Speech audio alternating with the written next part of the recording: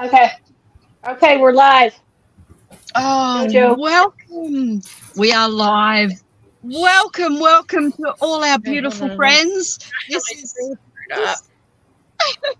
Oh, excuse me. Just hold on a minute. Good morning, good afternoon, good evening, wherever you are in the world. This is the Knit Night podcast, and we are friends who just love to get together every week and chat and knit and craft. And it's amazing, and we really want you to join us. So welcome. And oh my goodness, even I'm surprised this week we've got some girlfriends joining us. This is amazing. You make me smile so big. Welcome, everybody. Hi, girls. Hey, Joe. Hey, Joe Bob. Hey, Joe Bob. Hello. How's How Tomorrowland? beautiful. Tomorrowland is started off very chilly with a bit of a frost, but we are getting spring weather today. We're getting a beautiful sunshiny day. So I have my I have a scarf on, a shawl on, but I've got my sort of summery colours on, and I'm really looking forward to this chat. I know we've got a lot to catch up on, and I'd love for you to all to introduce yourselves, please. First, do that, because not everybody knows who we are. I'm Jo Bob, and I'm in a country town in New South Wales. I'm coming to you from my mobile office. I don't live in it. There's rumours going around that I'm homeless. I am not homeless. However, I don't have internet access at home. And often here, if you go back to our first episode, you'll see me completely pixelated. Even here in the middle of town, in my mobile office, I have technical difficulties. So I may drop out. I may sound like I'm warbled or drunk. I'm not. I've got 2 coffees today. It's a 2 coffee day today. Introduce yourselves, ladies. I'm so excited that you're here. Hey. Hello, Joe, I'm don't Liz lie. from Liz Clothier You're on the Designs. Joe's on the run. And Don't let Joe, her fool you. Joe sounds like she's introducing a children's show. I swear, you're just so cheerful. And it makes me happy because it's like no matter what your day is, when Joe starts, it's awesome. So welcome back if you've been here before. If you're a newbie, welcome. We don't know what's going to happen. That's the joy of our get-together. So, and there's Therese. Hey, Therese. Here I am. Hi, I'm Therese. Therese. I live on the thumb coast of Michigan. It's a lovely day today. A little warm, but that's okay. Right. And that's it. I don't. I got nothing to say. It's Monday, It's Monday. and we have guests. We Yes. do. I'm Amy. I have a nifty little podcast called Two Sisters and Some Yarn with my big sister Denise, and I live in Satan's armpit of Louisiana.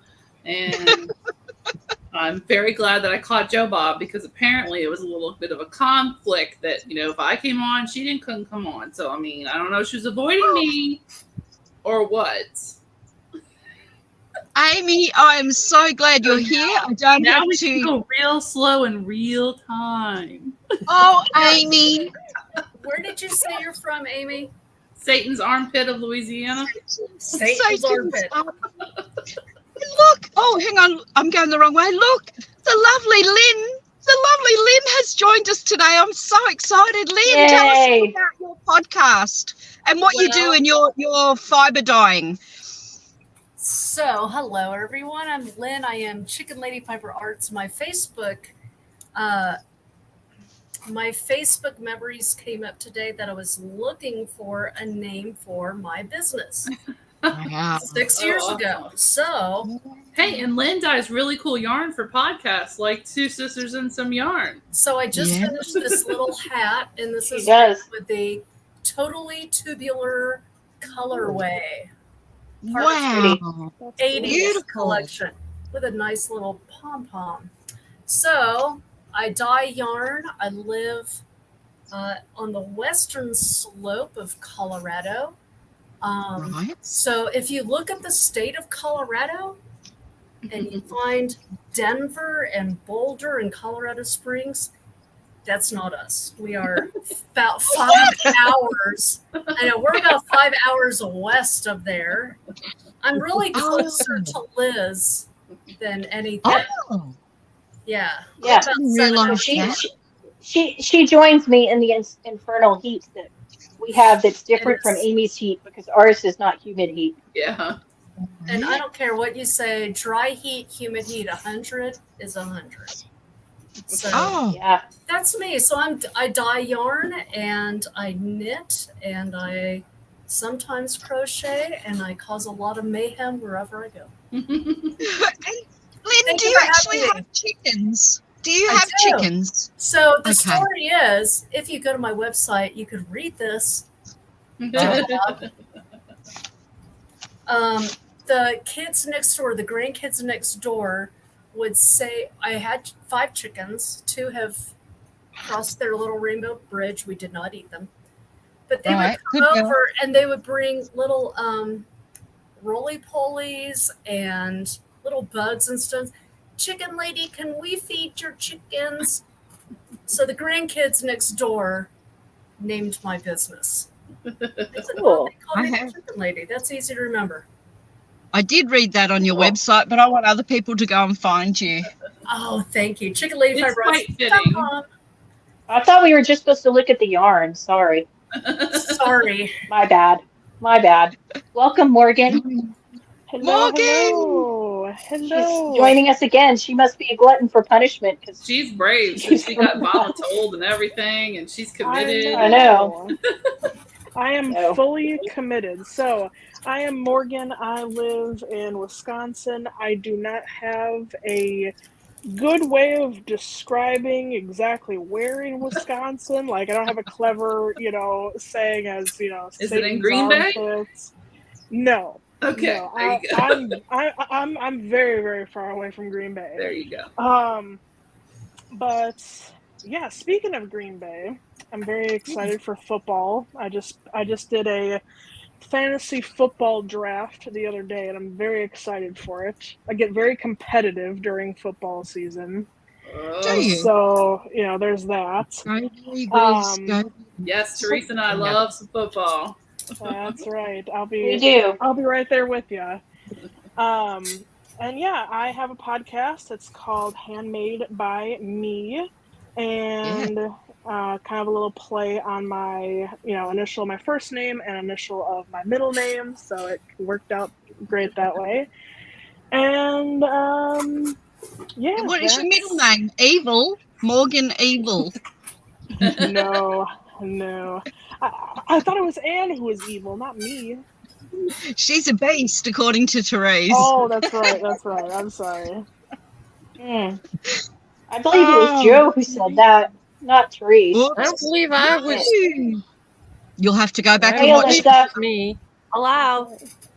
Hey, Hello, Alyssa. Alyssa. Welcome. Alyssa. Hello. Alyssa. Who are you, Alyssa? Our crochet. Hi. Why don't I know you? I am Teresa's daughter. Get out of town. Okay, bye. Hi, Alyssa. I just wanted her to come. I just wanted her to come to force her to hold up her temperature blanket because it's so big, and I know it'll annoy her. So. Nope, that's in the other room. I'm a month behind on it. Oh Alyssa no. will be all in when it's my turn for the challenge, and we do crochet. Oh, for sure. I already have a pattern picked out for your crochet challenge. It better be complicated because I wasn't gonna make it easy. No, it's complicated. Uh-oh. So. Y'all making me see Oh, my messed up in goodness. here. So What's everybody working on? Look at you. Well, I just What are you working on? well, this is my half and half because I can't think of the other one. But here, I'll show my holes since I have massive holes. Yes. Yeah, Show me your holy moly. Y'all are mean and guilted me into this. Oh, So I love Oh, the is that the- colors. so I love the colors though. That's so pretty for fall. Ooh, I love that. But That my is holes pretty. are really big. Is that the exploration station? That's exploration stationary missions stations. On DK, I'm just confirming. No, I don't think it is. Maybe I got out of control here, and that's part of the problem. It's I thought you were going to do DK. no, it's number 2. No, Or- you were gonna do DK. What's number 2? Sport. Yeah. Sport. Depends on Okay. who you talk to. Okay, well, it's Pashmina Mad Tosh. Yeah. Oh, that's Oh, sport. That's lovely. sport. That's what I'm using. Yeah. That's what I'm using right now. Is the I am Natasha using Pashmina. too big of a needle, so I guess that's why my holes are big. I can't control my holes apparently, so Are you on 5 It's mils? a I'm on a size 5 7. millimeters? Oh. Tabitha says they're She's nipple full- slips. They are huge nipple slips. You have breastfed multiple Yeah. babies with these holes. Oh my. Okay, I'm 4.5. not nearly Okay. 7. Who Okay. is not not nearly. doing- Oh, good lord, 7. Tab, really? I can't read the chat. You have Who- Tabitha. Welcome, Tabitha, to the chat. Welcome, Tabitha. But I'm going to That's keep very going. classy, Tabitha. So my PSA on this is if you're a loose knitter and you're incorrectly following the needle size and you use a bigger needle, you may want to alter the hole making, the slip, the double yarn over. that I'm Mr. going West- for it. I'm going to go So, for it. No, I'm You going want to to be able to see through your shawl. I have not started mine. I feel bad, but I finished the cardigan for my daughter, No. the first stock arm, and I really wanted to start this Wow. mine, so You go. I'm cheating, Morgan. I started mine early, but I have There's no I start have date. I have a rumor has it that we don't follow the rules here, so it's all good. That's right. Um, That's right. Who This is needs to not be blocked. doing this chat? Or who is not doing this exploration station smation? I'm going to. I have the yarn and everything. I Alyssa. just haven't started it. I mean, I haven't even Alyssa, touched because on she's- my ranunculi thing. Oh, well, that's Oh, okay. We let's don't have a talk time about limit, that. so Yeah, I do I- have no some time pointers limit. about this, though. I do Me have some too. pointers if you're gonna knit this stock arm that I found Oh, out. the sock arm. It's a pretty well written pattern. However, if Yep. like when you pick up the front bands, they tell you the rate of pickup 3 out of 4 stitches. But when you pick up for the Yeah. sleeves, they just tell you to pick up a certain number of stitches, and it is not the same pickup rate. So just be aware. Sure. I found Oh, that out. okay. And also my suggestion, if you're using hand-dyed yarn, self-striping yarn, because Yeah. they're done by hand, so no 2 self-striping skeins are going to be exact.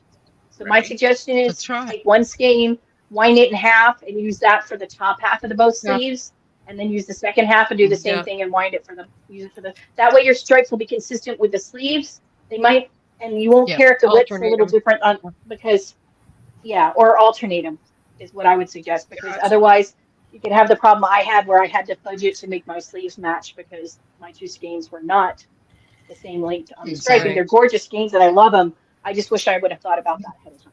So I don't what? think you mentioned Good It's a that. fun idea. pattern. Thank you for that. What It's yarn really did you use? simple. I used Mad Tosh Pashmina for the body, and then String Theory, their sport weight, String Theory okay. color weights. It's a sport weight sock yarn called Fractal is the colorway. And she's very Mhm. sweet. She has some really fun colorways. They're all science-based. And then the one I'm doing now is in the same base yarn, the Mad Tosh Pashmina, because I had a bunch of it when it went on sale somewhere years ago. And then Right. I'm using mustache yarn for my stripes, which is their Mordor Fun Run base. So that Okay. will be my stripes, Look, Amy. sleeves. Wow, they're bright stripes too. You're going really summery. Yeah, I showed. but it's Lord of the Rings. I have to. It's the Lord of the Rings colorway. So. Speaking of Oh, mustache, I got my yarn from their Maui donations, and I got my Maui yarn from them, and it's really pretty. And all the proceeds That's went really- to organizations on the ground, like Samaritan's Purse, and a bunch of others who were actually on the ground helping. Yeah. So they did an all awesome proceeds. fundraiser. Oh, All the proceeds. Well, I Plus, got they my matched them, I think, too. I got my Wow. night owl So that- fibers. Do I need 100 skeins, or excuse me, 100 grams for each arm, or can I do? No, So I can split these in you half. don't. You probably could, yeah. I mean, I think it's like 300, 400 yards up to 400 yards for most of the sizes on the sleeves. Okay. Total. Oh, I'm these are fingering though. Can I do fingering? Yeah. It has other. I guess. The pattern has other weights. Yeah. There is a Oh, worsted. Yeah. I would. There's a I'm very worsted one. There cautious. is Oh, I would- good. the sport weight. The sport weight one is 24 stitches, so you could do that in fingering or Yeah. DK really. I'm Okay. overly cautious, Lynn, and I'm going to do a skein each. I've got Okay. matching skeins, so I'm going to do, and they may not match, like Liz said, but I'm Right. going to definitely use 2 skeins because I'm pretty cautious about running it. I do not want to run out in a colorway. Yeah, and I'm gonna make. Even if they don't match, I don't mind if the stripes don't match. I just want the I same want a colors pink on sweater. either side. Like it seems I did the cardigan. and Yeah. taper too. So like I want bigger room in my arms. Well, it says, here's the thing, I did the cardigan, but it says do 2 to 4 inches of ease. So you can make it where you have a lot more. And it Right. seems like But I'm the gonna do like armhole is Joe. really big. The armhole looks really big, but then when you pick up the stitches, it draws it in some. Yeah. Um, I'm but still gonna it's, do like Joe this and do one, one skein of each yeah, arm and be. I would have done that, but I wanted my stripes to match. So, I mean, that's what I did. And I had a problem because on one skein, the stripe sections were longer than on the other Yeah. one. And Yeah. so it made, so I ended up cutting and doing half a sleeve and half a sleeve on the other one so that they matched.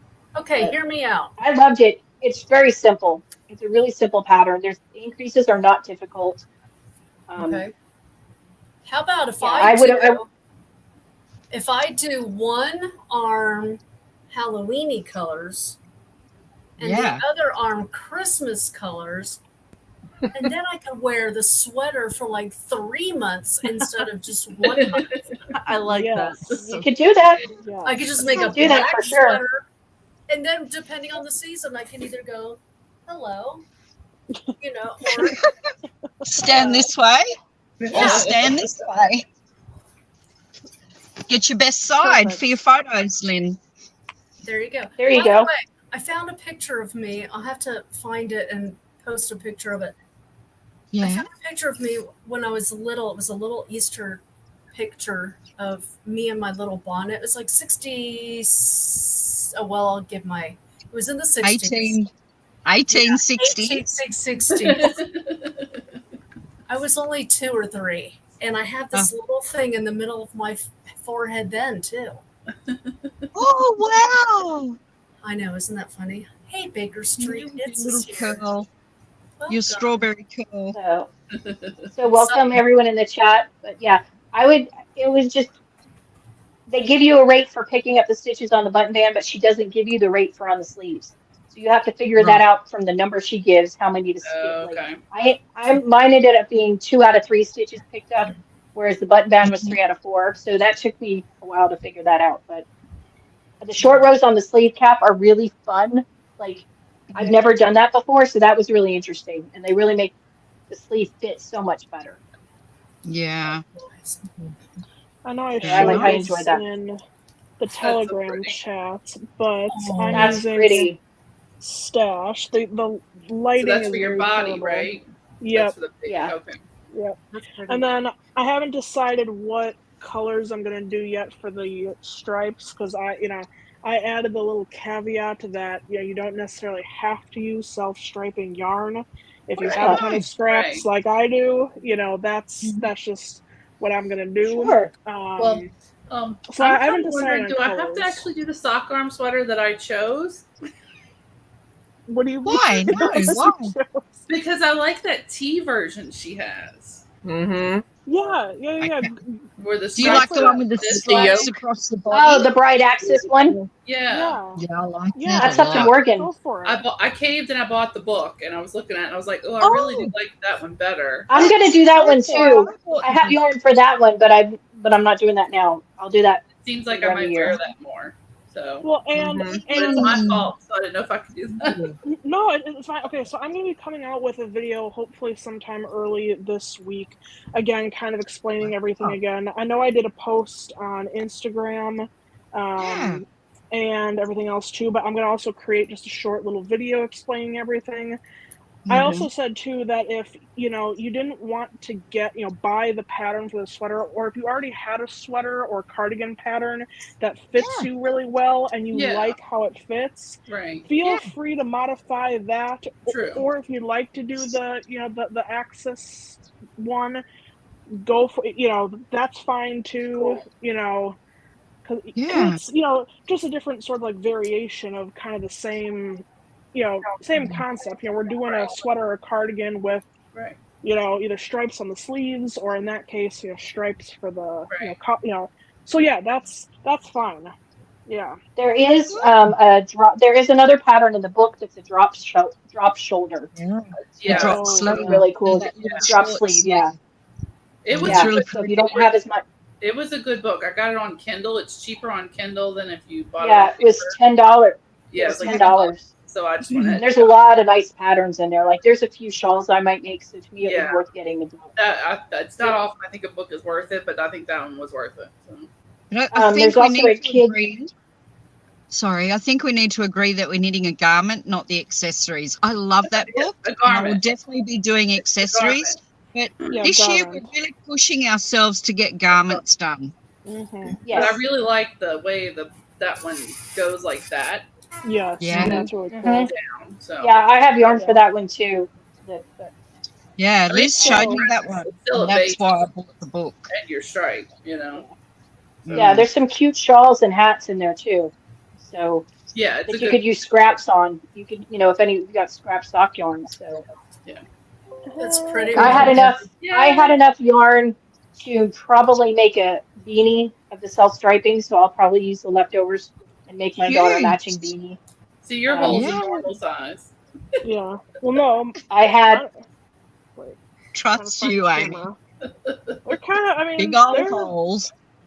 They're kind of big. I mean, I don't know. So see, the only difference by me not having the extra colors, I don't have that separation of the color. That's really all. Right. The only difference. Which yeah. But that's okay because I wanted that. I just wanted the two colors. I actually initially really wanted the brown yarn to be the color that was like in between, but not. But now that I've been going back and forth for a while, I actually really like the yellow. Yeah, I like everything. Yeah. So yeah. The only thing is on the sweater, I wish I would have done the ribbing longer. I followed the directions. It's only 1.5 inches. I wish I would have done it longer, but yeah. Good to know. But it's a well-written pattern. It's simple. Today. Miss Therese, what are you knitting on? You're very quiet up there. What's going on with you in your part of town? I'm knitting on socks right now at the moment, but I have completed all of the circles for Neil's. Oh, all 27? All Yay! 27. Wow. That's awesome. Wow, you've been busy. 7. Took me a week. Wow, really? Is that all? And what's that for? Now I have to put them together and finish it. So, Alyssa, what are you crocheting on? I am. Hold on, let me get my stitch marker so it doesn't come apart. I am working on. Good girl. I'm making a Jack Nicholson Halloween colored cardigan. Wow, Nice. that is going to fit me so well. I can tell already. Little one. This is the second half of it. I ran out of yarn halfway through this one, and it finally showed up today, so I can finish it. Oh, okay. Sorry, it's That time is for So that's the cardigan? Do you also live in Michigan with your mom? I do not. I live in Rockford, Illinois.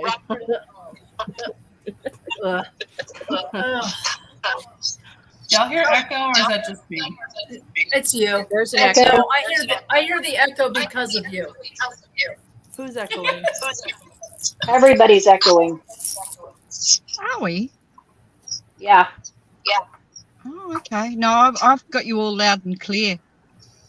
Okay, now the echo. You're not went away. echoing, Joe. It was her No. last time. Oh, gosh, where's Tomsky? I actually had dreams about Tomsky last night, but that's for another day. I have to go back to Alyssa. Alyssa, what do you do in Rockford, Illinois? Yes. I crochet and I work in IT. And how are the taxes in Illinois? Oh, are you moving, Well, Lynn? I guess it depends on what taxes. Yeah. Hey, guys Alyssa, all do you have have earpods? Do you have earbuds? No. Do you have any? Maybe. Let me go check. I'll be right back. 'Cause sometimes that helps with the echo. Oh, okay. Amy's not got any either. Are you thinking of moving, Lynn, to Illinois? Hell no. Yeah. Oh, okay. I just Now heard tell the me- property taxes are very high up there. Does Illinois They're border... very What state borders onto St. Louis? Is it Illinois? Yes. Okay, so I've been there. I went to Illinois for one night. I was in St. Louis, Missouri, and I was taken to a nightclub in Illinois with my friend's father, who's a pimp. Oh. Okay. Yeah, I went there once. I went to Illinois once. It was great in his Cadillac, in his big Cadillac. Amy Story would time like with to know Joe. more. Please It was a crazy elaborate. night. More story, please. I just spit my candy out. Oh, well, I was staying with friends in St. Louis for it was right after Christmas, I think. I was in Ohio for Christmas that year. I was in Cleveland for Christmas, and then I went to Missouri. Yeah, and then I went to St. Louis, and I spent some time there in the snow, and it was lovely and wonderful. And yes, my friend, his father, who doesn't live at the house where I stayed, but his father is a pimp, or was a pimp. I don't know if he still is. And he came in his Cadillac, in his big old hat and his fur coats and all the gold and the gold toothpick. And he said he was taking me out to show me the sights. And he took me to a nightclub in Illinois. And we had an amazing night there, dancing and drinking and whatever. And then when I got back in the early hours of the next morning, I got into trouble because I was told that I may have never been seen again because I was taken out of the state. So I got into big trouble for that. Very naive, very ignorant, not sort of understanding. I mean, I knew what he did for his business, but, you know, he's also my friend's dad. I'd seen him in his leisure wear with his poodles, you know, so he turned up in this amazing car with disco lights and the television in the back and all that sort of thing. It was fully pimped up. Back before the days where I knew what rap stars were. And he took me to this nightclub where there was a huge lineup outside and we were just shuffled to the front of the queue and straight in and at the VIP table. It was great. I had a great night. Children who watch this, Lynn. don't get in pimps' cars. I smell a colorway name, something about pimps and poodles. I do think that on behalf of the Knit Night podcast that we do not recommend or suggest. It's my friend's dad. What was, you know, of course I was going out with him. He was taking me out. I was very surprised when he turned up in all his, you know, suit and the hat and all the gold. I mean, he had so many rings on his fingers. I remember sitting across from him at the table and saying to him, you know, back at home, we'd chop your fingers off for that gold, you know. What color was the Cadillac? I believe it was a burgundy Cadillac. I believe. Possibly a burgundy colored Cadillac. It was pretty slick. You know, this is the I think it was the Christmas of '89, I hope it maybe. didn't have fabric seats. Oh, it was flash. I have never seen a car like that before nor since. It was a really flash car. I was quite happy. Happy It was 27. my friend's dad. It was great. Anyway, little story. I've been to Illinois for one night. There you go. one It's night. it's not worth to come here. I made it back. I made it back safe and sound to St. Louis. Well, you didn't go to the murdery parts. I don't know. Well, I'm not really sure where I was. To be honest with you, I don't know where I was. But it was great. And I knew we had gone into a nightclub in Illinois. That's all I knew. We crossed the border. Whoop, whoop. I mean, Well, here, it's you not cross all the bad. border. No big deal. But you all have different laws for different states. And I did get a very stern talking to when I returned that I was lucky to be returned. Whatever. Well, Okay. Alyssa, what else are you making? Nothing at the moment, but I was gifted this big bag of like Norwegian yarn. Ooh, what? It's merino wool. Oh, But how I don't- lovely. I haven't found any patterns using fingering weight, and it feels very delicate to me. And I'm like the Hulk when I crochet.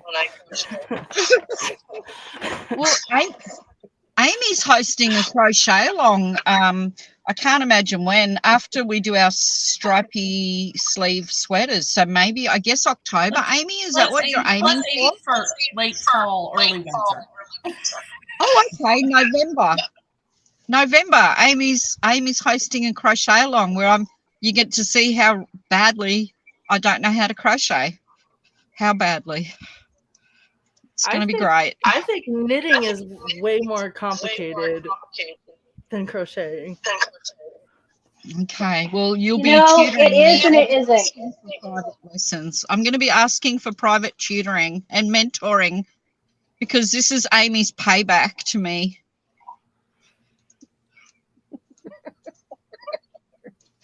Miss No Lynn, comment what are from you Amy. knitting on? Miss Lynn, what are you actually making today? You're muted. Well, that is something that my husband wishes would happen more often. More often. For me to be muted. Little sock. Ooh. Oh, Lynn, can you hold it closer to the camera for me, please? Sorry. I can't see it. I'm old and I have glasses. Oh, that's pretty. Oh, that is pretty.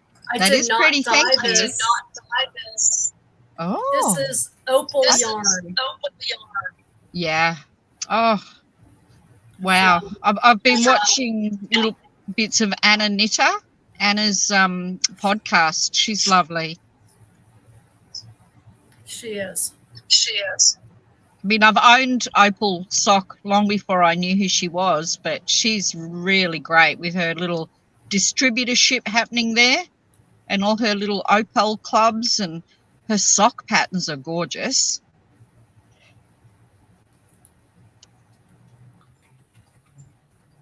And Amy, what's for dinner?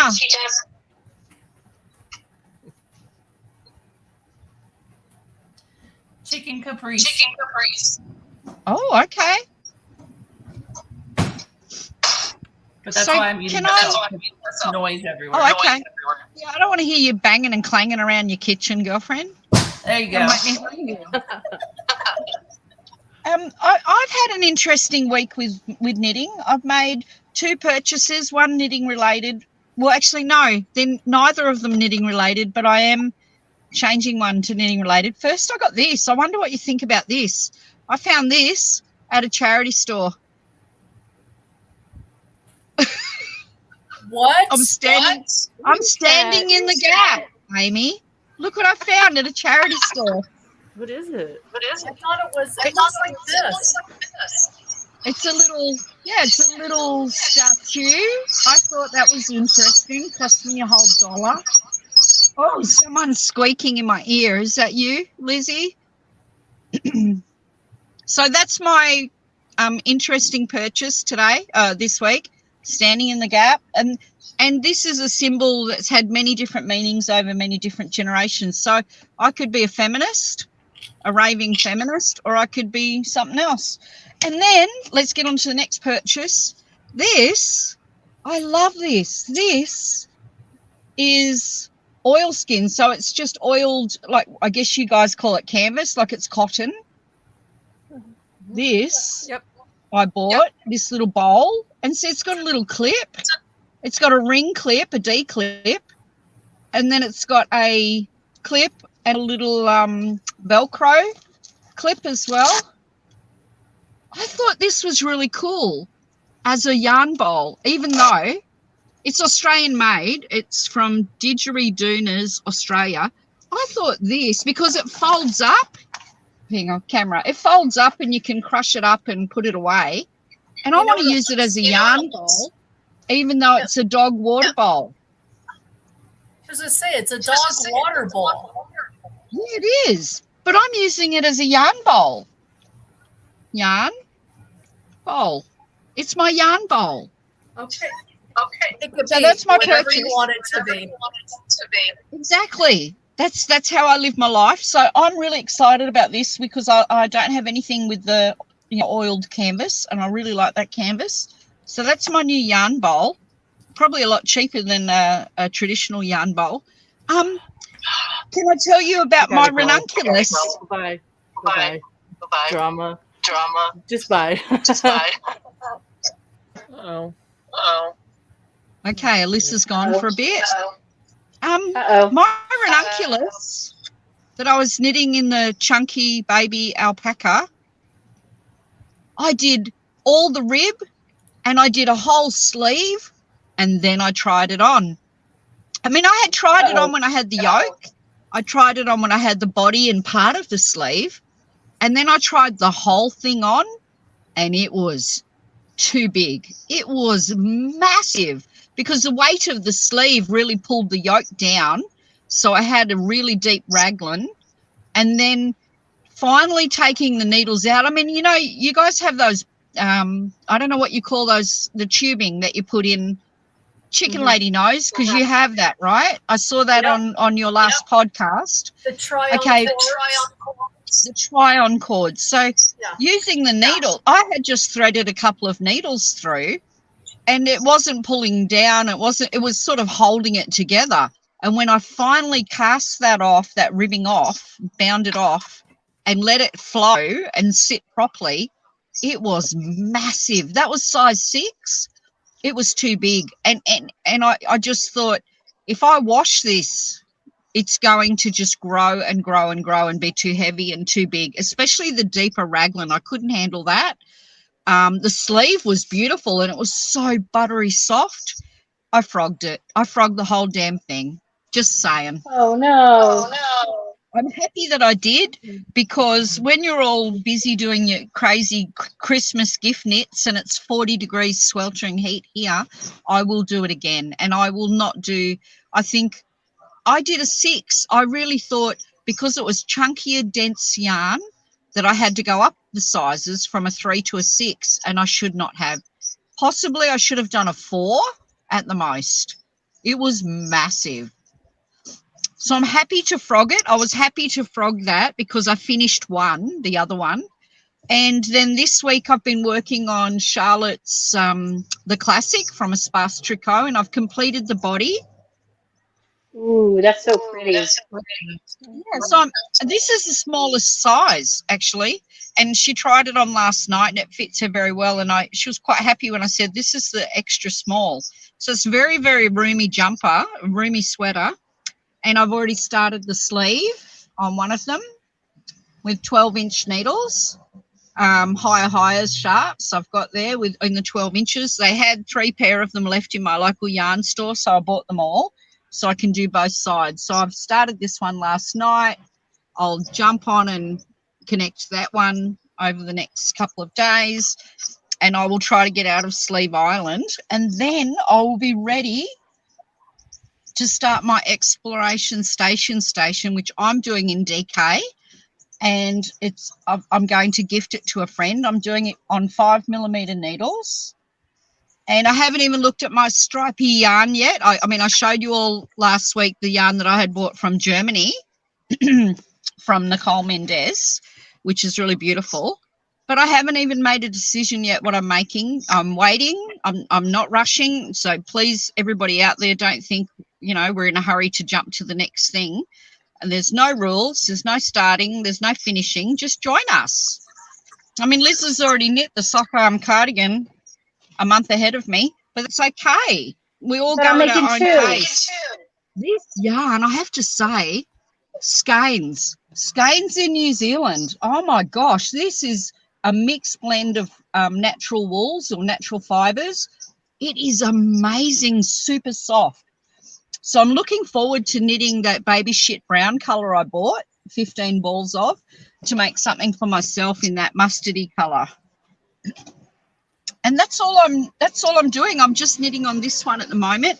I did bring my DK yarn because I thought Amy was doing DK. I don't know how I got that miscommunication. Maybe something about, Amy when hell fingering when hell freezes over. I thought that was the message I was getting. But no, so there's my camera. Oh, professional that I am. There's my 4 colours. Oh, that's pretty. This one's a mixed That'll colour. look nice. Yeah, and these are all tonals.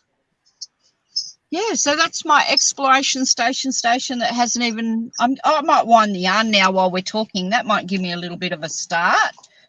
But I'd like to finish these sleeves this week. So you will see my exploration station started for next week. So take your time. Don't panic. Exactly. I'm the last. I think I'll be the last one casting on. And I want a big roomy shawl to gift to a friend because I have already made her a small, petite sort of lacy one in the past. So I want to make her a nice big chunker one. So then, don't you have a new colorway inspired by Amy? I saw that. Where is it? Do you have it? Pickles. Do you have bouncing pickles there? I don't have it up Great. here. I'll be right back. Well, thank you. Oh my gosh, I laughed so hard when I saw bouncing pickles because Amy with her pickle test, and that was the week that I missed you guys when I had to go and do a shift for a colleague at work, and you guys were reading through all your ridiculous state rules. Yep. Look what Amy's got. Or what she had anyway. Pickles. Oh, I missed it. Yeah. I think they're disgusting. Personally, I wouldn't even lick one. I think they're gross. Oh, here comes like Amy. I'm in pickles. trouble. Here she comes. Yeah, stay on mute, Ames. Stay on mute. You're all good. What? She's like, what, Jojo? What? Love you, Amy. You and your pickles. You can keep your pickles. Oh, I got cheese crackers today.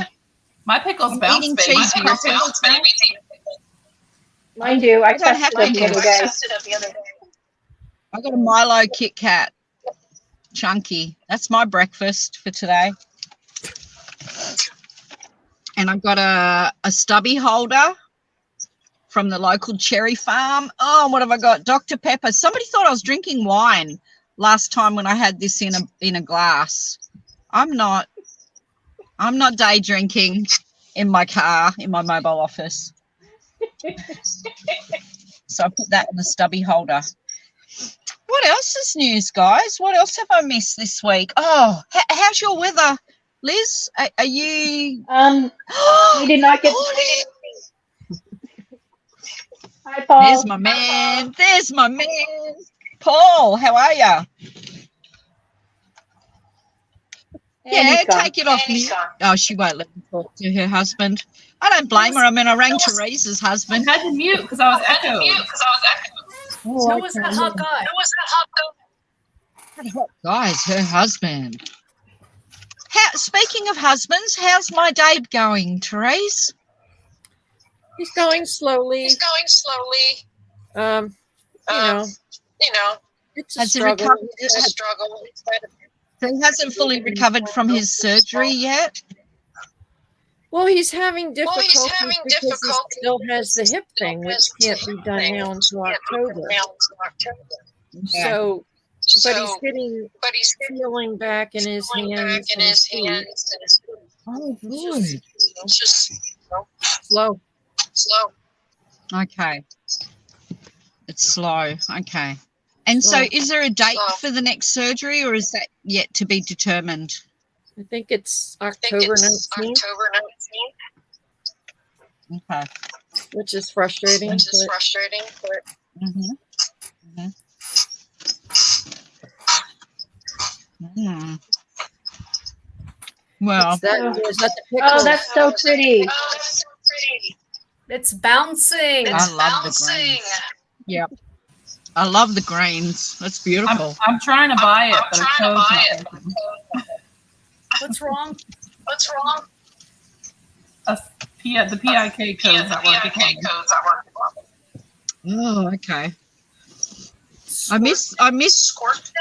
You know what? I was all ready to watch their live the other day, and they flunked out. No? That was Oh, the knitting wars. the knitting wars. I was ready to watch to see who was on the knitting wars, and it didn't work out that day, so I missed out. Yes, but Epic Mike is on the last episode. He's awesome. Oh, okay. I have to watch that. I saw that when I woke up this morning. I've been pretty That was busy a the last few That was days. a terrific interview. Yeah? Yes. Epic In Mike. fact, I told my daughter about it. I'm still echoing. Yeah, I can hear that now. Can you leave the studio and then come back? Oh, thank That you. helps sometimes. Or if you have earbuds. Okay. Okay. Okay. So I might start winding up my yarn for my exploration station so I can steam along. See if I can match those holes of Amy's. I should try my Bluetooth. I had to Yeah, turn if my you have 'em. Bluetooth off. Bluetooth is still hear it. bad for Zoom. You're still, yeah. Joe Bob, can you pop out and pop back in? Sure, I will do. See ya. Hello? Okay. Echoing? Hello? Hello, is it echoing at all? I don't hear it Not echoing. anything. Okay. It's one of them. Let's see. Therese, can you talk? Let's see. Are you echoing? Am I? No, I'm hearing a you're lag. not. I have been hearing a lag you're- from me, but now it's not. No, you guys are all fine. You can hear Okay. me, right? Yeah. Chat, you can Yeah. hear us without echoing? Okay, so it's either Chicken Lady or Joe Bob. So, let's see. Okay. It's that mobile. Are you back? office. Hello. Hello? Any Hello? echoes? Okay. Hello. Good. No Okay, you echoes. sound okay. No echoes. We'll see you in Joe Bob. Let's see. Joe Bob. I think administration needs to work on her mobile office. Okay. Well, An IT order needs to be put in. where'd she go? I added her back. Thinking, there it is. There she is. There she is. Okay. Was it I don't better hear when I no was echo. gone? It's fine now. It's Say fine fine. now, yeah. So Okay. did it change when I was gone? Because I took my Bluetooth off because it's when I researched it said that Bluetooth interferes with the download on a Zoom. They use the same data bandwidth. Now it's fine, but before it was Now echoing. it's- When yeah. you left, it was fine. Yeah. Oh, I Quit blaming it on me, Joe. gotta blame Okay, somebody. so Amy, are you and Denise going to put out a podcast anytime soon? We're gonna Yeah. try. I took her to her birthday lunch yesterday. I don't So think she's she got anything owes going you. on next week, so She owes you now. I know. Okay. She's Oh, that's jamming away on those socks of hers. I know. wow. So just briefly, because I haven't told my friends yet, and I want to tell everybody all together so I don't have to repeat it 100 times. My dad my dad did spend 11 days in the hospital last week, and I have last night sat my family down and told them all. He was misdiagnosed with Parkinson's disease this year for a few months, and he was actually progressively declining. And he just went to spend 11 days in the hospital to get all the neurological and neuromuscular testing done. And he is the only one in Australia and possibly in the world with this double diagnosis. So my dad has 2 incurable diagnoses happening, one neuromuscular and one neurological. And he also has cancer. He was going to do his 9th bout of radiation in August, in this month, but he's now not allowed to. So finally, guys, I'm good because I sat on it for a week and a half and did not tell anyone except my work colleagues, because I had a few moments where I broke down, but now I'm okay. Nothing we can do except keep him happy and keep him going. And I told my kids last night and my husband without crying. So I just wanted to let you guys know, if I'm a bit weirded out or a bit subdued from my normal crazy self, it's because I haven't slept very well for the last week and a half. But yeah, hey, you know, there's always drama at my place. It's never boring. And for my dad to be the only one in Australia to have both things at the same time, there's plenty of people that have one of them. The other one's more rare. And then to have both together, he's very unique. So that's what's going on at my place. And it was good to be able to finally tell the kids and my husband last night and get any of their questions. But Dad's back home and he's still at home and he's fine. He thinks he's fine, but I don't think you can remember if he's fine or not. And I'm sure he's happy with me telling everybody. So I just wanted to let you guys know. And also, I know that there are some messages waiting for me to read from some other girlfriends who are going through similar things. So I appreciate your support, and I appreciate those of you who have already been through it before with your family or particularly with your parents. And I also know that some of you don't have some of your parents or either of your parents anymore.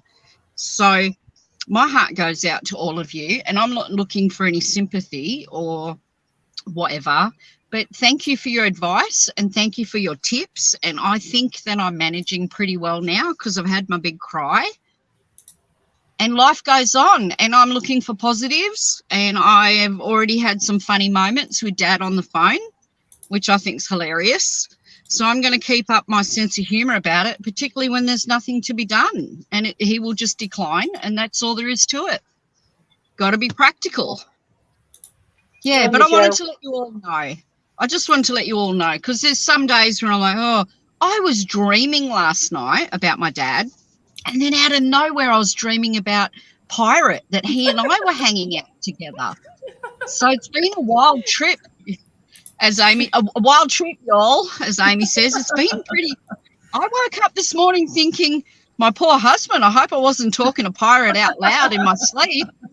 Hubby will never let me out of the house. Pirate's head's going to be even bigger than it is.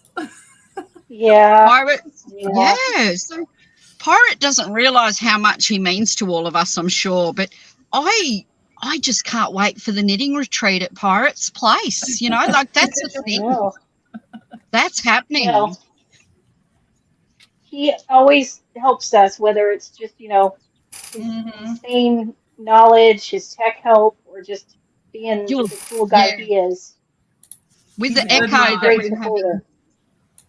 echo that we're having this week, I'm like reminded of him last week giving me a hard time, saying it was all me, because he's a stinky little bugger like that. Yeah, but he's knitworthy, and he's our friend, and we love him. He's a great guy.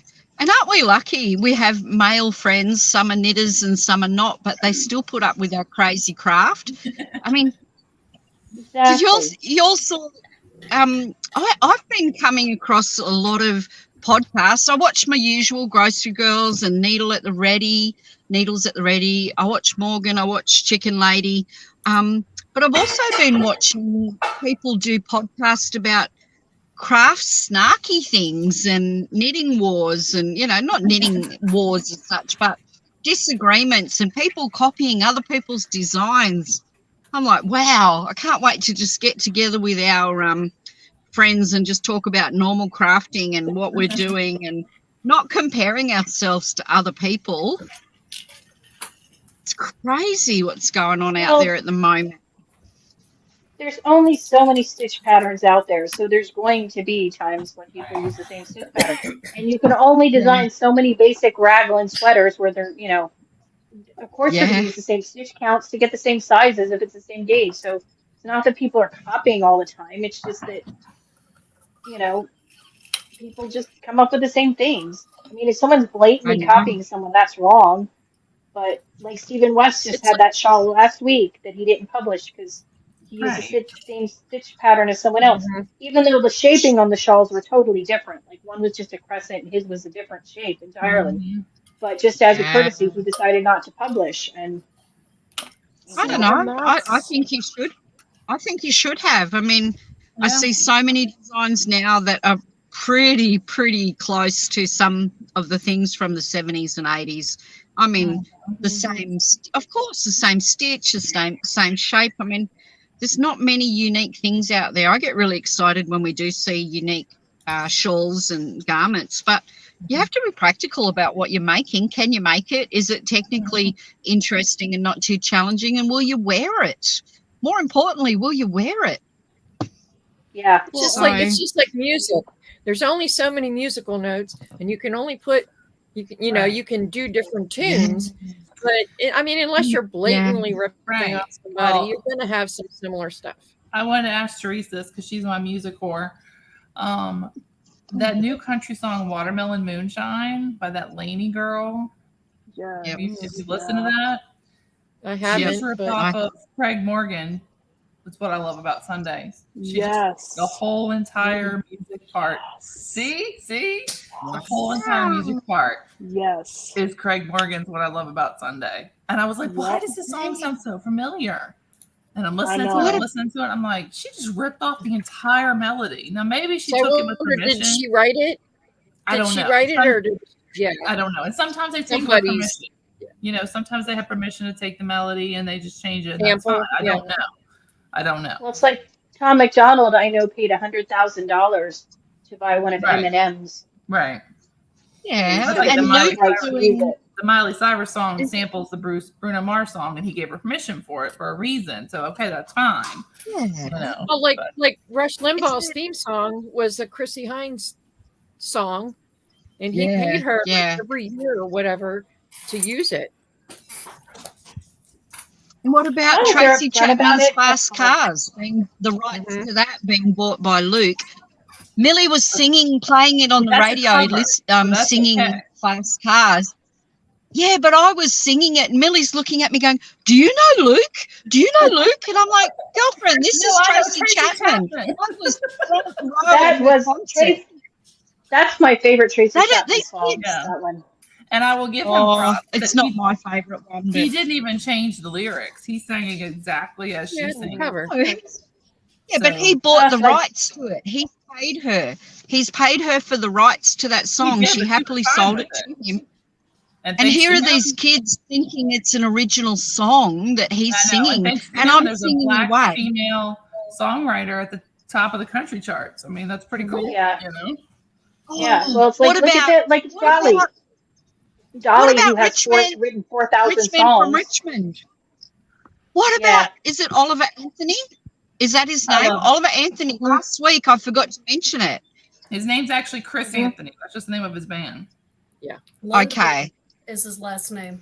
London. Anthony's last name. Oliver Anthony was his grandpa. So he just went with that really? Name. Well, I just love watching all of his songs on YouTube. Yep. I think, and he's a ranger. He's a ranger who can sing. Finally, the gingers have it. I loved watching that YouTube of him at the market. That was amazing. Oh, I love it. But I think it's funny. These kids think that we don't know their songs, and Millie's looking at me like with eyes as big as saucers going, do you know Luke? Do you know Luke? And I'm like, girlfriend, Tracy Chapman, do your research. I think Yeah, it's like great. too, All yeah. these songs. It's funny. Well, and that's sort of the whole thing with, like, when I've thought about designing, I'm always kind of like, well, this whole thing of, things being too similar, too similar, to this, and it just, I don't know, at times has kind of made me feel like deflated. I mean, not solely, and that's not solely why I don't try designing. I mean, there's a number of other reasons why I haven't bothered to try yet. Namely, just the idea of, like, doing it and then, if it doesn't work, I have to rip it all out. Like, Right. no. Yes, that's the No. joy of it. Let me tell you, a lot of ripping out. See, I don't think I would find joy at all. I think after maybe the first 2 times, maybe I'd be like, okay, forget it, and I'd just throw it across the room and be done with it. So that's why I don't. Yeah, Joe's double it's a fisted. mindset for me because I crocheted for like 40 some years before I ever learned to knit, so I can my head can see what crochet, how to shape something for crochet and what it'll look like. Whereas knitting, I don't have that level. So things that I think will work out, and then I start to knit it, I realize, no, that's not going to work. I have to change it. Whereas crochet, I can just, shape, I need to you learn. have height in stitches. In knitting, you don't have height in your stitches. So you can't shape things the way you can with a crochet. And Right. so that's a learning thing for me as a designer, is that I have to do it knitting wise and not crochet wise. But I don't know. I mean, I feel like one of these days I'm going to because the thing that I've wanted to design is a hat. So, I mean, ostensibly, if I had to rip out a hat, okay, not like the absolute end of the world, but it's just, the thought of I mean, that's why, like, the Shark Week thing, when I initially thought, maybe I'll knit another hat, as like part of it, I stopped myself because I thought, no, I will. I mean, I thought that I would cry if I had to rip out the first hat I made if I lost. I thought, oh, no. There's no way I could rip out a finished object. There's just no way. Like, I would be in tears. Of course you can. I've done it. I've made sweaters, worn them a couple of times and realised that I wasn't happy with them. I've ripped them out and repurposed the wool. You can do it. That's the best thing about our craft, is you can reuse it. I would cry. You can cut it up. I'm with you, Morgan. You give that crap away and you start over again. Yes. There's that too. I mean, no. There's that too. Mental anguish that would come from ripping out something you're mostly, like halfway, you've done some. Okay, that's one thing. But, like, if it's done, like done, no, I'm not ripping that out. No. Really? No. What if it's yarn that you absolutely love? No, I've given people I've given people projects that were mostly done. I'm like, I don't want to finish this anymore. You can have it. Just finish it. And I gave it to them, and they finished it. I'm like, no, but I'm not ripping out a finished garment or any finished anything. No way. Absolutely not. I usually don't get that far before I have to rip it out, though. Exactly. Me neither. Well, yeah. Usually in the designing process for me, I'm ripping it out long before it's finished. But you guys are quitters. I'm so shocked. No, it's not quitting. Hey, I just ripped out my ranunculus, the second one. Because it okay. I feel better. Good. We both did. Ripped out our second one. My color, I need to go back and reknit it and alternate the colors because my skeins were so different. I didn't realize that when I started. Yeah, see, but I don't want to do that. I'd never want to do that. If I have to alternate colors, I'm choosing another yarn. I don't mind doing it on knitting in the round. I don't like doing it on cardigans. It's much easier to alternate skeins when you're knitting in the round. Yes. I hate that. I hate that little piece that's not knitted. Harrison says hello. Hey, Harrison. Oh, how you doing? Mother-in-law. Joe, that's your future mother-in-law. How you doing, bro? She's got 2 arranged girls. marriages. How old? It depends how old they are. And they're almost. They're twins. They're almost 18. They're 1 month off 18, dude. My daughter's 22. So is he. He's and she's a gamer. And she's a gamer. I think they're almost exactly the same age, Joe. Yeah, they're very close in their birthdays. I remember. Yeah. So I'll pay for his passport. You can take him to Australia. Do what you got to do. Straighten him out for me. Be careful with her. She goes. I want to go live with Joe. Yeah, she goes, come and stay with me. Cars and goes to other states. Be careful of her. I'm going to put that boy in a swag up the back with the wild pigs and the goannas.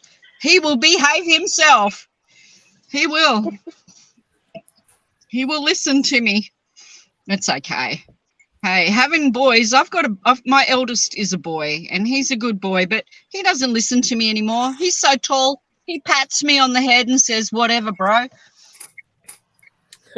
Well, and to be fair, neither one of your girls are pushovers either. So if he wants to go impress them, they're feisty like me. He has to. They're outspoken and speak their mind. Yeah, they're good. They're good girls. No, they're good girls. I'm just saying they know what they want. They know, how to speak up for themselves. And in this day and age, that's a good thing for girls. Yeah. Mm-hmm. Yeah. But, if I should speak my mind, it's Karen, please. Shut up, Karen. So, no, it's funny. It's funny.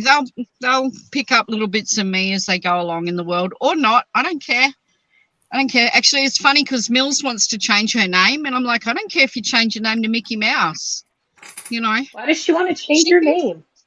Oh, she thinks I'll be offended. I'm like, I'm not offended, dude. Change your name. I don't care. It's only a name, for goodness sakes. Why does she want to change it? Oh, she doesn't want her official name. She doesn't want the Artmelia, because I call her Artmelia. She wants Millie. So she wants to officially change her name to Millie. She can do that. She can change her birth certificate, and she can do a deed poll name change. That's okay. Or just anywhere she goes, or just anywhere she has to sign her name, just sign Millie. I know, but she really cringes when somebody does the Amelia. She doesn't like that at all, and that's okay. That's her choice.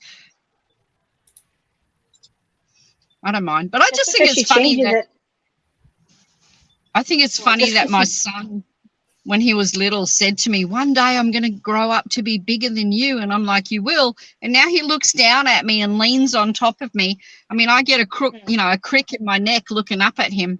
I think it's funny. I'm the shortest one in my family, so it's kind of funny. And their dad is shorter than me. He's a good inch shorter than me, and yet I've got these bean sprouts growing, these tall weeds growing in my family. Yep. My kids are both way taller than me, have been since middle school. Long gone are the days where I could say, behave yourself or I'm going to thong you and chase him around with a pair of flip-flops. No. Remember that, Amy, when we a couple of summers ago, they were thonging me. He was chasing me around, throwing a thong at me like a boomerang, saying he was going to thong me. They're finally taller than me, so. You can't even put them over your lap anymore to smack their butt. Like, that's hilarious. He's so tall. No, you have to be more sophisticated about your punishments when they're older. All right, y'all, my battery's dying and dinner's getting ready, so. Ooh, Amy. The code, I changed it. The code works now. Okay. Thank you, Millie. Thank you for letting me know because I messed it. It was my end. I messed up. Okay. It's good now. I had it in my cart and I was waiting. It's a pretty colorway. Thanks for stopping in, Miss Amy. Bye, y'all. Good to see you. Bye. Bye. Bye. Bye, Amy. Bye, Amy. Bye. Isn't that lovely?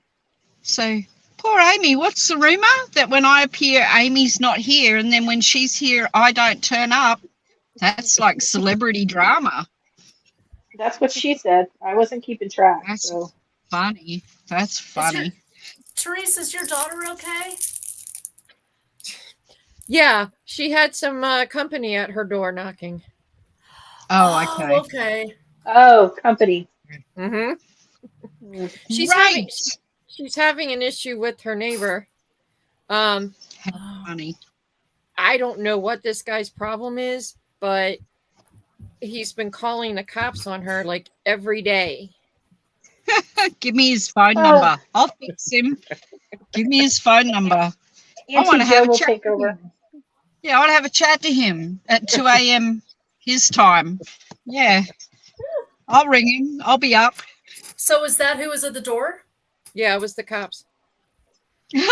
Give me a break. I'm They sorry. keep doing that. The cops are going to, Yeah. the cops will write them up for harassment. This is harassment. She should have kept the Zoom going. They could have come in and talked to us. I mean, how much trouble for Monday night knit night? Could we have got swatted? That would have been cool. That would have been cool. Imagine the police if she had said, come on in, guys. I'm just talking to my mum and some of her old friends and young friends. Young friends. Imagine, say, party? What party? Come in, officer. Here's my crochet cardigan. Here's my mum's old friends in Australia. How much noise do you think we could be doing? Like, really? Really? Come and talk to Joe Bob. I'll sort them Joe can out. handle the cops. Yeah, let me handle the cops. My brother's a lawyer. They can come and lock me up. Oh, my gosh. That's she should have kept the Zoom going. She should have invited them in. I'm disappointed. How old is your daughter? Oh, she's an adult, for goodness sake. 8, whatever. Yes. Yeah, they live. The guy lives above her. I don't know. I can't figure out how it's like townhouses or something. But anyway, he's on top, and like he heel walks and drops stuff all night long. Like the other night, we woke her up like 7 times through the night, just dropping stuff or stomping around. He's a very large man. And it doesn't matter. So she bangs on the ceiling like, hey, knock it off. He calls the cops. Says he's afraid. Yeah. Oh, good Lord. Give me a break. Yeah. I used to have this little thing living above me when I was single in my apartment. She would drop a fork and it was just outrageously loud. Yeah. Just because there's no insulation in that place. So I'm sorry she's going through that. This is happening like in the middle of the night all night long. I don't know what time this guy sleeps, but it's not when Alyssa's sleeping. I mean, how crazy is that, Therese? That could have lifted our ratings. Knit Night SWAT. Wow. Tim Pool's got nothing on us. We could have had our first Knit Night SWAT. I would love to meet him in real life. I think he's a stitch. Oh, I can't stand Tim Pool. Really? Oh, I think he Ian thinks he's a lot smarter than he is. Well, yeah. Ian needs to get off the magic mushrooms. That guy is whack. Who? Ian, that weirdo on the drugs. I'm not a fan of Ian. No. Yeah. Oh, I used to watch Tim when Adam was on, but I haven't watched it when Adam left. You said Ian, and my brain automatically was thinking of one of my brothers, because that's one of my brothers' name is Ian. So you said Ian, and my brain just went, wait a minute, what? Talking about my brother? I know everybody. I know everybody.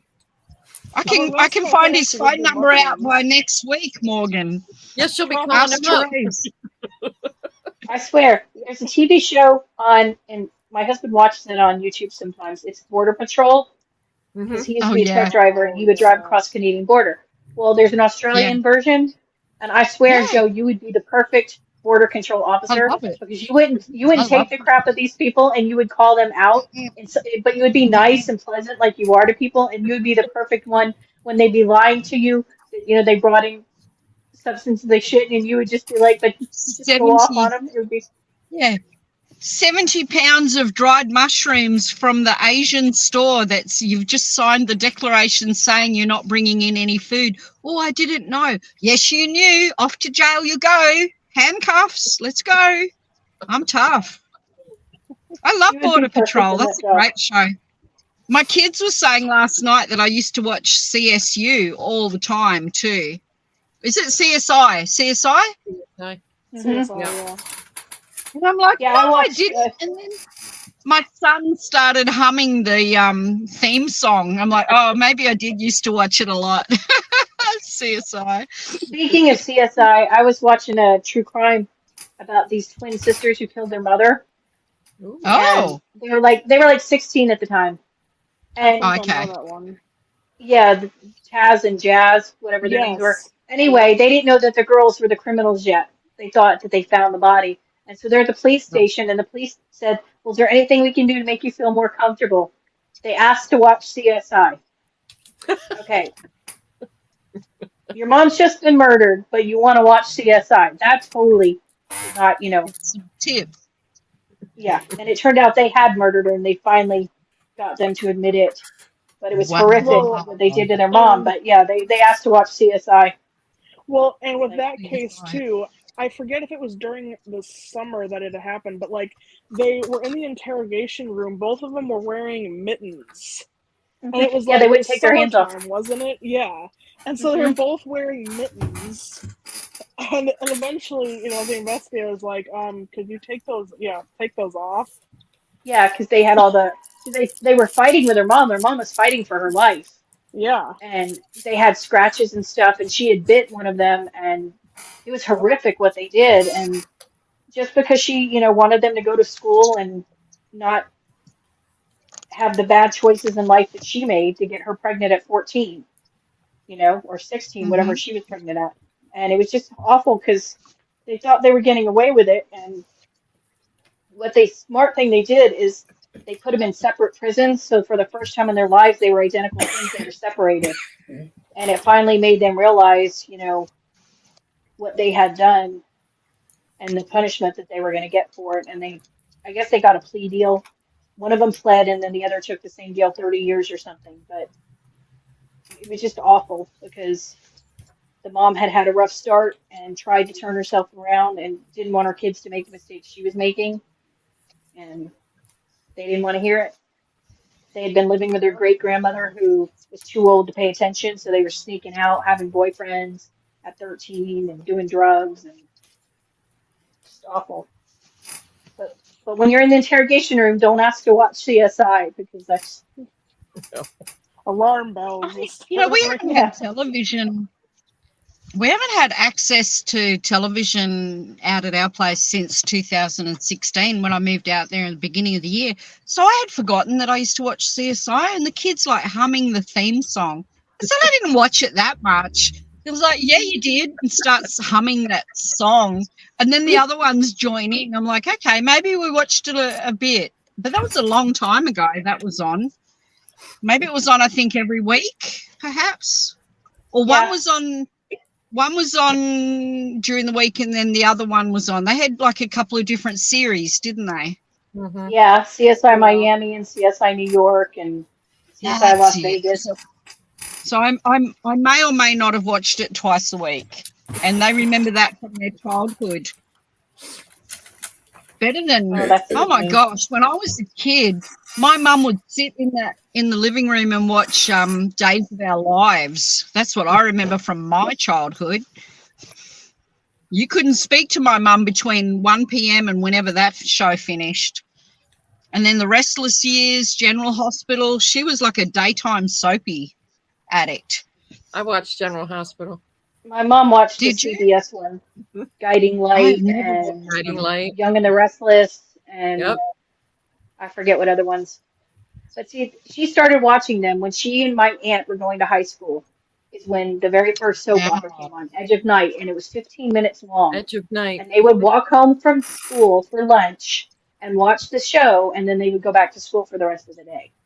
And so that was like because they had just gotten a TV. It was a big deal in their house. It was not color, of course, but they would watch the Edge of Night, and it was 15 minutes long, and then that started her on soap operas. I love soap operas because you cannot watch a show for like 20 years and go back, and it's the same characters and the same storylines, and you can totally pick up what's going on. Some of the same actors. And it's like, oh, Marlena's still here? Gee, why am I surprised?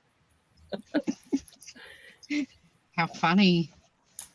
Yeah, I like growing up. Like I would be over at my grandma's house, and she would have on CSI, Law and Order. She would have on Criminal Minds, and of course, like I'd be sitting there, and she either just didn't really care if I watched or what. And so I watched Criminal Minds.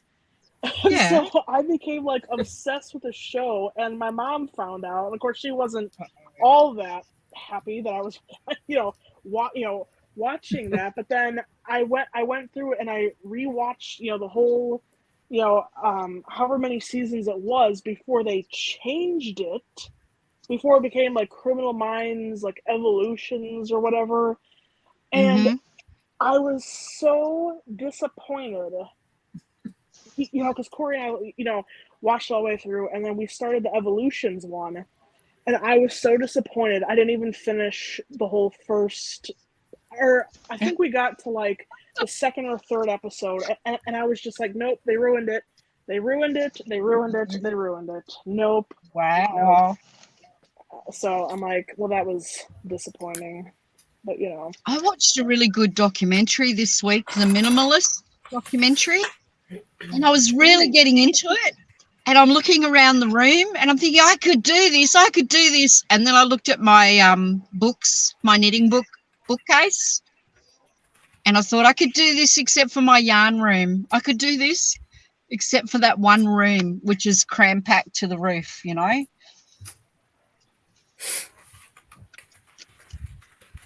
would fail. Yeah. So would I. And then I was thinking, do I really need 50 to 60 pairs of straight needles of all different sizes and lengths? Do I really need that many? Yes. I mean, I don't even know how many I have. And then I was like, yes, if I gave them away, I'd probably need that needle, that length, that size.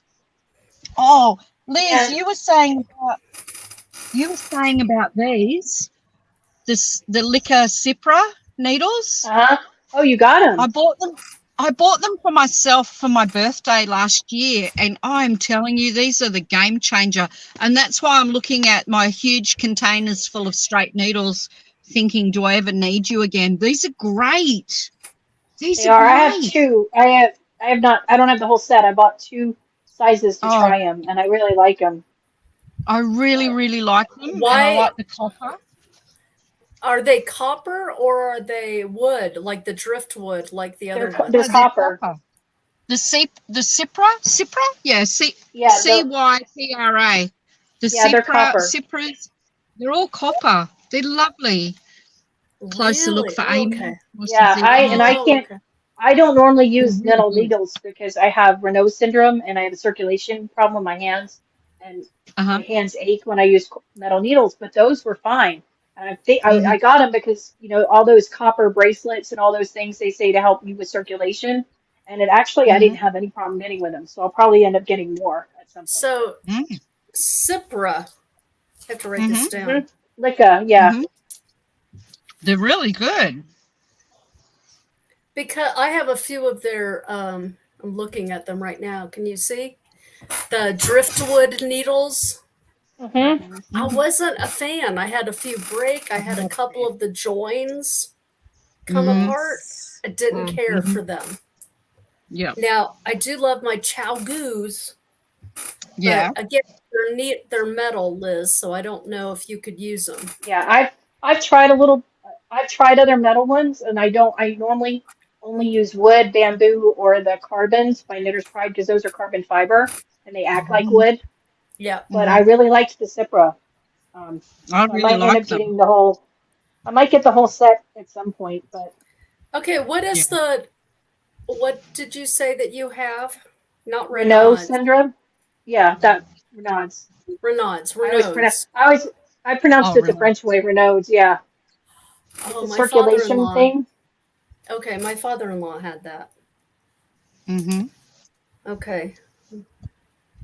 And it's a circulation in your extremities. Like, I can be. He was always 100 degree. My feet and my hands get cold. Yeah.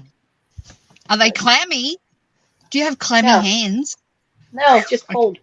Like really cold. And Like I can't deal with raw meat very Yeah. easily because my fingers just get cold. Yeah. I don't like to touch raw meat anyway, so. No, I don't like the smell of it. I'm not a fan of raw meat of any description, except for raw tuna and raw salmon. I love sushi and sashimi. Same. That could be like, well, actually, so if I had to pick like a last meal, it would be sushi, and then again, speaking of raw meat, so for Christmas and like New Year's, typically, I was introduced to what's called the cannibal sandwich.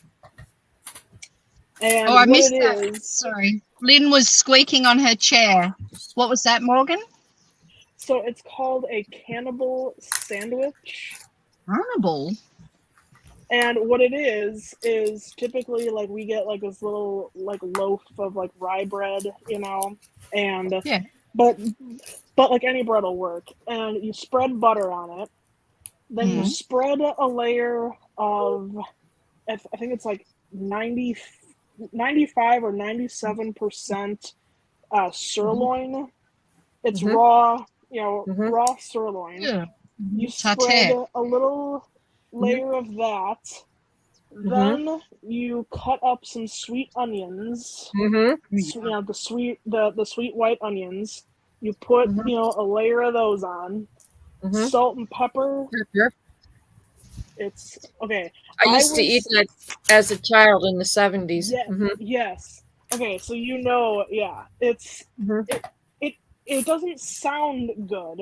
I mean, like offhand, like it doesn't sound, but it's really. I mean, I was kind of hesitant at first. I'm like, I can't see how this is going to be good.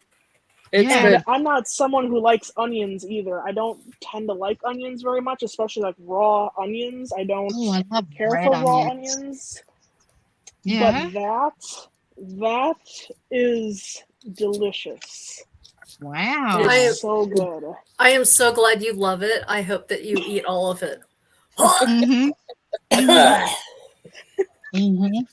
gonna squeak my chair more so nobody can hear what you're saying. Thank you. That's okay. That's gross, Morgan. Well, see, I would be really hesitant right now because of just because it's now. Right. But back in the day, I mean, now you can get from a farmer or you have your own or something, then maybe, but I'm sorry, Senko. I'm sorry. Look at her cute little sheep, though. You don't want mad cow disease, Therese? Well, I don't know if they're putting crap into my food. Yeah. There's that. I'm supposed to get my first Moink box tomorrow. Have you heard Amy talk about the Moink box? Yeah. We get our beef from a ranch up in Utah. One of the guest speakers at my daughter's college in her business class last year runs a cattle ranch. And so we contacted him and they deliver down to Las Vegas like 3 or 4 times a year. You can order ahead if you want quarter cow or half a cow or whatever. And it's really good. It's no growth hormones and all that kind of stuff meat. So it's pretty as unprocessed as you can get. And it's really good. Yeah, I'm going to a ramp sale tomorrow. I'm disappointed Neil's not here. I'm going to Neil's old stomping ground tomorrow for a drive for a few hours, and I'm going to the Merino Young Judges competition with Millie, and then I'm going to stay for the ram sale afterwards. Ram sale. Yeah, it's going to be fun. Especially with the beautiful weather we've been having. And there may be some, like merino fiber or yarn there. What would you do, Joe? You just have to have a souvenir. No, there won't be. I'll just take my little tiny snips and steal some off the back of some poor old merino ram. But no, there won't be. It's just a sale. That's all. There's not going to be any fleece laying around. It'll be nice to see like fully grown Murrays and see what to expect Murray to look like when he's a big boy. How is Murray doing? Yeah, Murray's outside now. He's not allowed to sleep inside anymore. He's got a little hut, and he's got one of our original Wilty pole sheep. She's an old girl now. He's got one of our old girls, one of our old mother sheeps, and they're hanging out together, and she's keeping him company and teaching him how to be a sheep. So he's outside now. Poor Murray. Poor Murray. I just keep telling him, grow that fleece for me for next year. That's exciting. Do you spin, Joe Bob? I have a spinning wheel and I have spindles and stuff like that. I can spin. I'm not very good at it, but I can do it. And my dream is to buy my e-nano, which Therese is enabling me with all the information about. I think our friend Laura just got one of those. I think she just got one. I'm jealous. I'm very jelly. Yeah, so... Yeah, I mean, I haven't had anyone teach me yet. I'd really like to sit down with someone side by side and learn all the tricks. And I can do it, but I'm not very good at it. No, I haven't put any time or effort into it. And I have fleeces at home. I have a Corriedale fleece in a big tub, and I have some beautiful alpaca fleece in a big tub that I haven't even looked at yet. And they've been sitting there for a couple of years now. Yeah, spinning is something you really have to put the time into it, and you just get better and better as you know. And you have to do it every day, I'm finding out. Yeah. You know, this thing of, put it aside for 6 months and then think that you're going to make something beautiful. No. So that's every evening when we have our family time, I sit down and I will just, just spin. Right now I'm spinning a Dorset Cormo cross. Oh, yeah. I bought from and there's one other thing. I think there's Rambouillet in there too. Oh yeah. I bought from a 4-H kid here in town. So that's cool. Yeah, and I didn't dye it. I'm just dyeing it white. I had it processed in Frankenmuth up in Michigan. Yeah. Yeah. So, and it's okay. I just got a ladybug a few months ago. Well, probably 6 months ago. And so I've been spinning on that, and I like it. Yeah.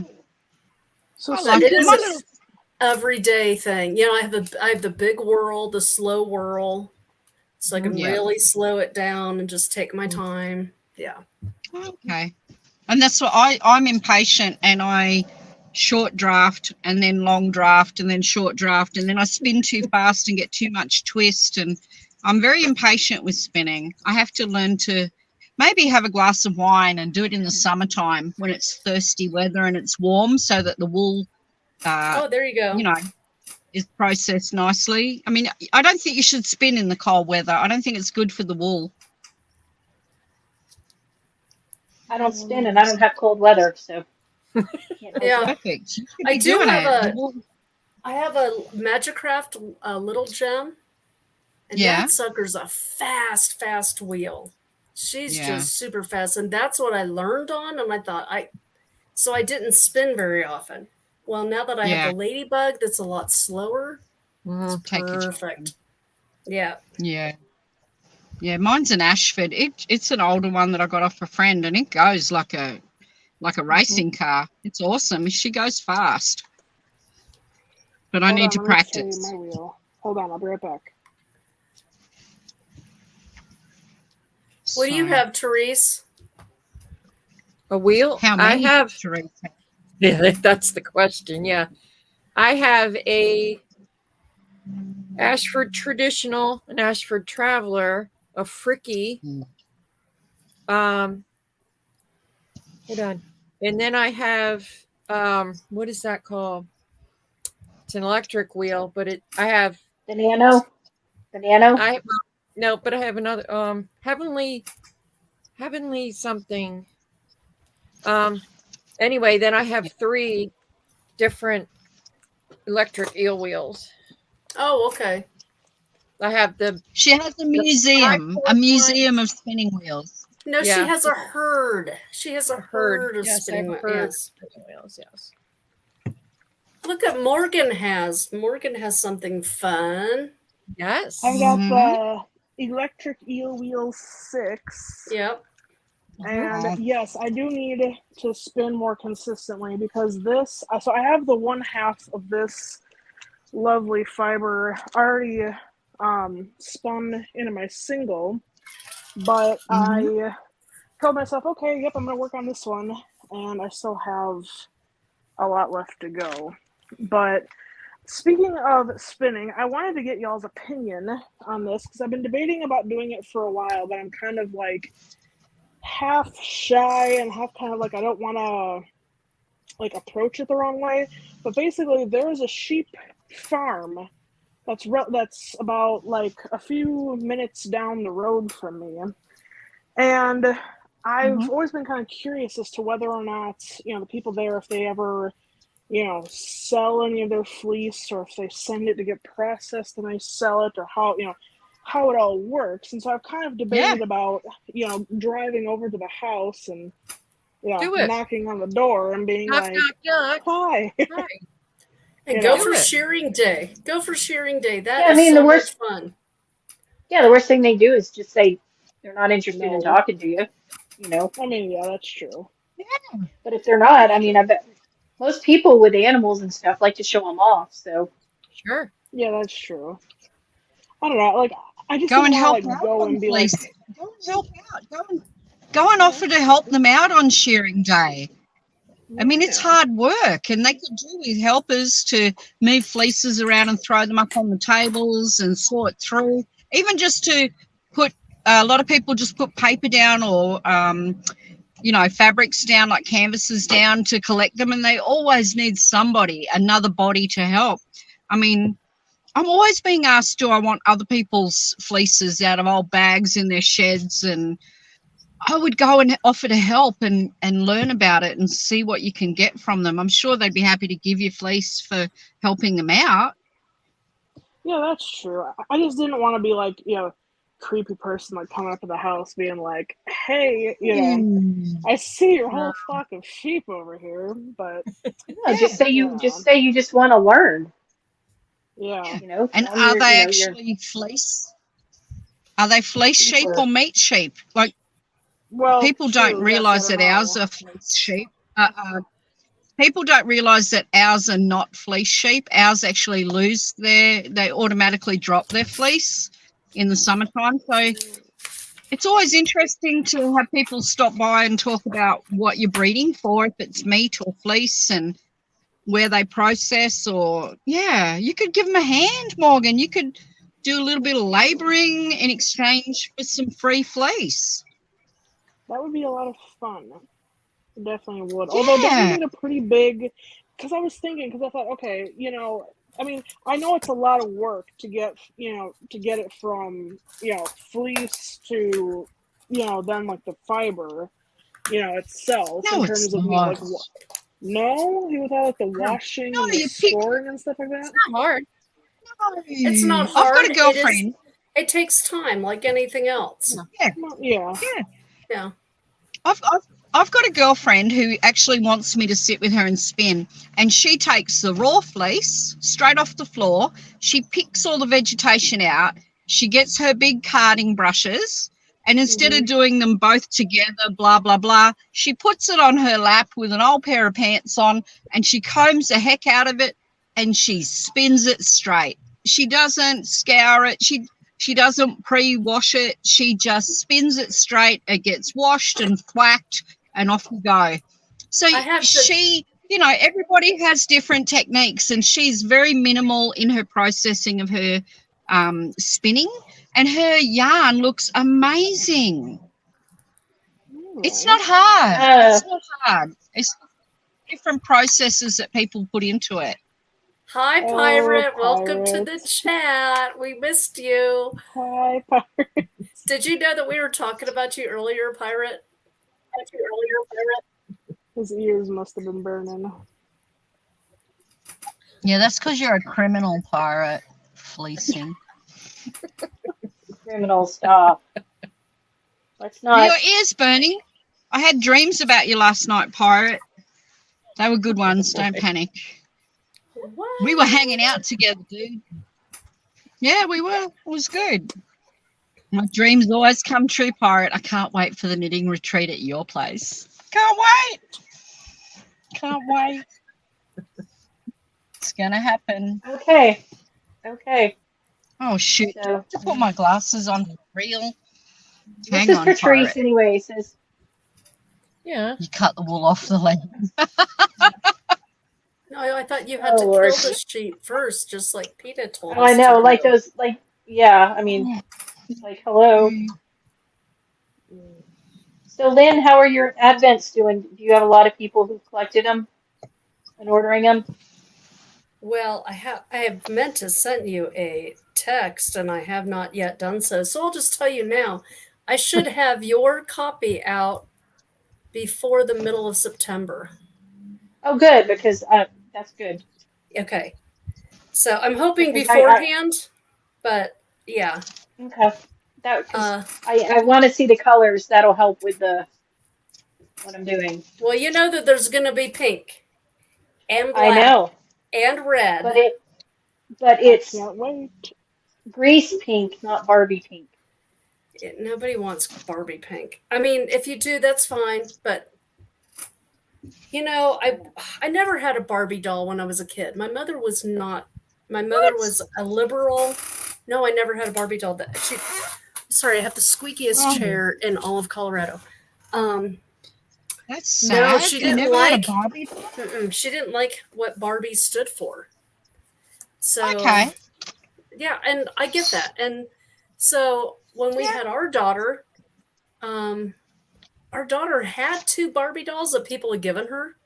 She couldn't care less. She wanted her little animals. She liked her little stuffy dogs, and yeah.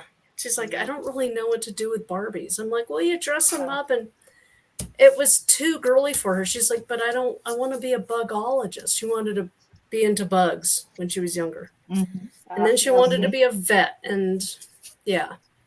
My Barbies dated my brother's G.I. Joes. And once that started happening, he stopped playing with G.I. Joe but G.I. Joe had a beard and a Jeep. So he was way cooler than Disco Ken, which was the Ken doll we had. So Disco Ken. yes, with the purple velvet jumpsuit. Nice. And, yeah. So Barbie wanted a real man, so she dated G.I. Joe and drove around in his Jeep. And that's the last time my brother ever touched his G.I. Joe dolls, so that was pretty funny. Oh, excuse me, action figures. They weren't dolls. Action figures. Yes. Yeah. Lynn, for your Lynn, for the Advent, you're going to have to tell me to not peek, because I'm going to be very, very tempted to peek. Don't peek. I'm going to try really hard not to. Okay. I'm not your I'm mother. gonna peek. You are the boss of you. You're the boss of your yarn. If you want to open No, it she's all not. up on one day. No, she's You not. Oh, I'm going to peek. Okay. Don't peek. I'm going to peek. It's not okay. Don't let me down. Don't It is peek. okay. I got permission to peek because it's necessary. That's terrible. No. Disgusting. I'm horrified. Okay, fine. Be horrified. So I've already decided that I'm going to make the Tannenbaum. Yay. The Tannenbaum cowl. I think that should be a knit along. It probably will be. There's going to be a hat. You sent me the yarn for the hat. That'll be right before December. I'll put the hat pattern out. So, since it's Christmassy.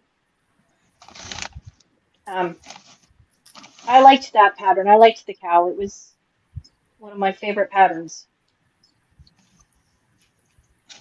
So the hat will be very similar because I'll just have to find a really cool pom-pom for it. Ooh, I should show this because I've been meaning to get to return. Ooh, I almost hit my wheel. Get back to working on this lovely cardigan that I've missed working on.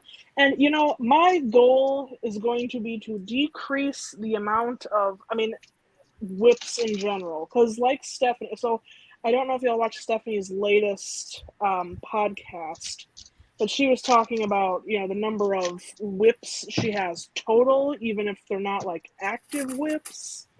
And I relate very much to that because I have a lot of things that I've started and then I went, ooh, look at this. I want to cast this on. And then it's sat off in the corner. And I've been so busy with testing and stuff like this, but I really want to get back to the Murder Knits cardigan. I love that color so much. That's a pretty blue.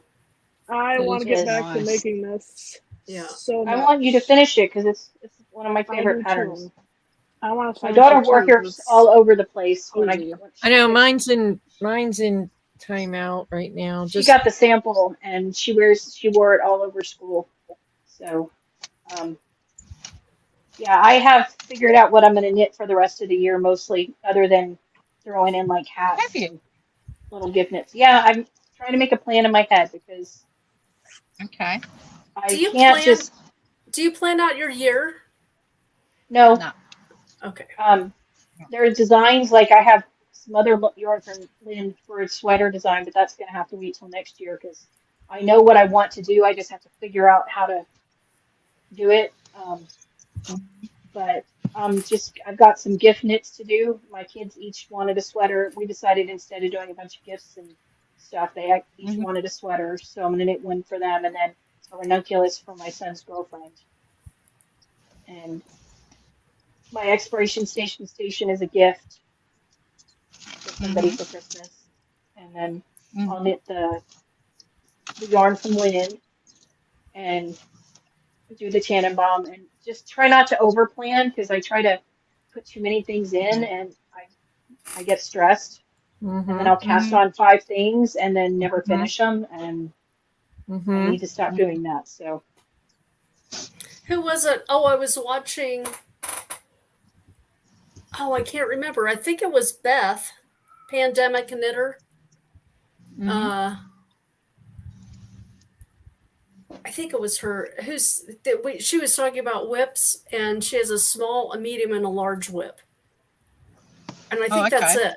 Yeah, was it her that was saying that? I can't remember. What's the matter with her? Doesn't she know? I'm kind of the same way. I can't. Like, I have a charity knits always going. Yeah. I have my 9-patch thing going. And I always have a sock going. And anything else is like extra. Like those are always the 3 whips, but I can't handle more than 3 or 4 because it makes me nervous. Yeah, it's too much. I need to frog a bunch of stuff. It's too much for my wee little brain. I don't mark my patterns, so I hate it. I hate it when I do the body on something and then I leave it for too long and I forget what size I've been making. I hate that. Or I start a sleeve and then I put it down and then I come back to it and I have no idea, so I frog it and start it again. I've done that twice on one sweater and I've just left it. I'm not in the mindset to do the sleeves yet. When I do, I'm going to sit down and do them all in a weekend and get it done. I hate putting it down and forgetting what size or what part I'm up to, especially sleeves. I want them to match. Pirate, I am not going to make you that. Somebody else in this chat can make you that. Not me. What does Pirate need? He wants a crotch warmer. That's a pedal. Well, he said a scarf at first. He said he needed a scarf, and Cheryl B pointed out that he had a scarf, and we know he has a scarf. We know. And then he said, I'm not visualizing that. Ew. Crotch warmer. Cheryl, don't do it. Don't try to visualize it. Don't do it. Yeah, maybe Neil should make him a crotch warmer because Neil has tight gauge. It'll turn out the right size then. Like his hat.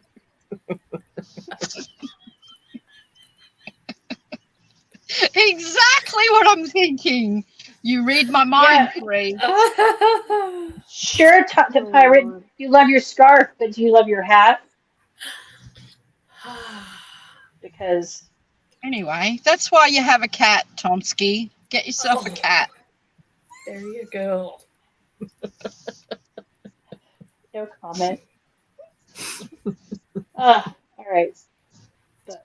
So who else going to do crazy sock arms? I need Well, to yeah, find I it. am. So I Joe what Bob kind of, is, Morgan is. Yep. I I am. will do a cardigan, but I That's what need I'm to doing. find a decent pattern. You guys keep talking about this book. What is this book? Knit Happy. Oh, What's it called, Joe? I'll show it Do to you have the actual book? Okay. You actually Yeah, have it's it in in my your back. the It's in my mobile back office? It's I'll in the be right mobile back. office. It's in the storeroom, Lynn. Okay. Oh, what the heck? Really? Really, Topsy, you'd prefer a cat to us? I'm hurt. I really am. I'm hurt. Right. Sorry. All the staff are on a lunch break, so I had to go to my back office. Knit Happy. Yeah, it's Telly B Knits, Stephanie. It's her book. Okay. Stephanie There's a lot of patterns Lotchman. in there. Yeah. Plus, she has some on Ravelry that aren't in the book, like the worsted weight stock arm sweater. Right. There's a drop This- sleeve one. There's a kid's version. Fingering weight, a worsted weight. Amazon, you can Cardigan. find it on Amazon. Yeah, I it's love $10 Amazon. on Kindle. I'm not very good at Kindle. Sorry. And this is the one that Amy's talking about, and this is the reason why I bought the book. Hang on, let me see if I can do this properly. No, Oh, the Bright I can't. Axis? Yeah. It's that I love one. that. Yeah. Yeah, I'm Oh, making that's that one kinda cool. too. It is. I'm going to make it too, just not Yeah. right now. Yeah, I want that. Yeah. So that's the reason I bought it. It's a great book. And then, of course, as Liz said last week, I can do a baby jumper, a little kids. The kids jumper is so cute. It is. Oh. It's really cute. It's really sweet. So there's a little kids cardigan, I should say, not a jumper. Yeah, There's it's a some really nice great shawls book. and hats and I love the mittens in here. The mittens and the cows are really pretty. It's a book where, yeah, you could pretty much knit or every single, not the helmet pattern. I'm not a fan of that. Here, knit this one. Knit this one for Tomsky. which one? This one. There Oh, we yeah, go. I'm not a fan of that one. It's probably the only one I'm not a fan of, the helmet looking thing. Yeah. I think Neil's going to do a sock arm one. Yeah, I I'm think not he's good at that. He's doing the sweater. Oh, Tomsky's there adoring you, Linny. I'll bash him for you, don't worry. I'll throat punch you, Tomsky, if you pick on my friend Lynn. Can the books be in the notes? I missed it jumping around in time. Sure, if you want us to do notes. Otherwise, I'll just send you a picture of it, Liz. Knit Happy Yes. with, it's called Knit Happy with Self-Striping Yarn. Easy peasy. There you go. Yeah. Look it up. Well, It's a great book. It is not in my library system. Oh, Rude. okay. Rude. It's not even in the Stephanie same. Lotchman. It's not even in the entire state. Wow. Wow. Lotven, founder of Tellybean Knits. Great book. Thank you, Stephanie. Excellent book. I really appreciate that one. I was happy to buy it. Yeah. Tomsky. I figure see any how- book that I can do 2 patterns out of, I'm happy. Mm-hmm. So Yeah, yeah. Oh, all of the mittens I want to make. All of them. They're great. What are we knitting for Tomsky again? He keeps saying Nothing. knit it for Various Tomsky. things. He's Meow. getting nothing. Take him nowhere. Give him nothing. He's not getting a thing off He me. lives hey, way across the pond, doesn't he? Yes. he's Oh knit my- worthy. Is he? He's not. He is He's a knit worthy. lovely. I've never What met a him sweater. in real life. You haven't? I sent. No, have you? Oh, I What? have dreams about him. I see him in my dreams. He's a good friend. You know, I have dreams. Yes. Not about pirate, but What she's I have probably one not failing about- to mention is that she's Yes. probably strangling him in her dreams.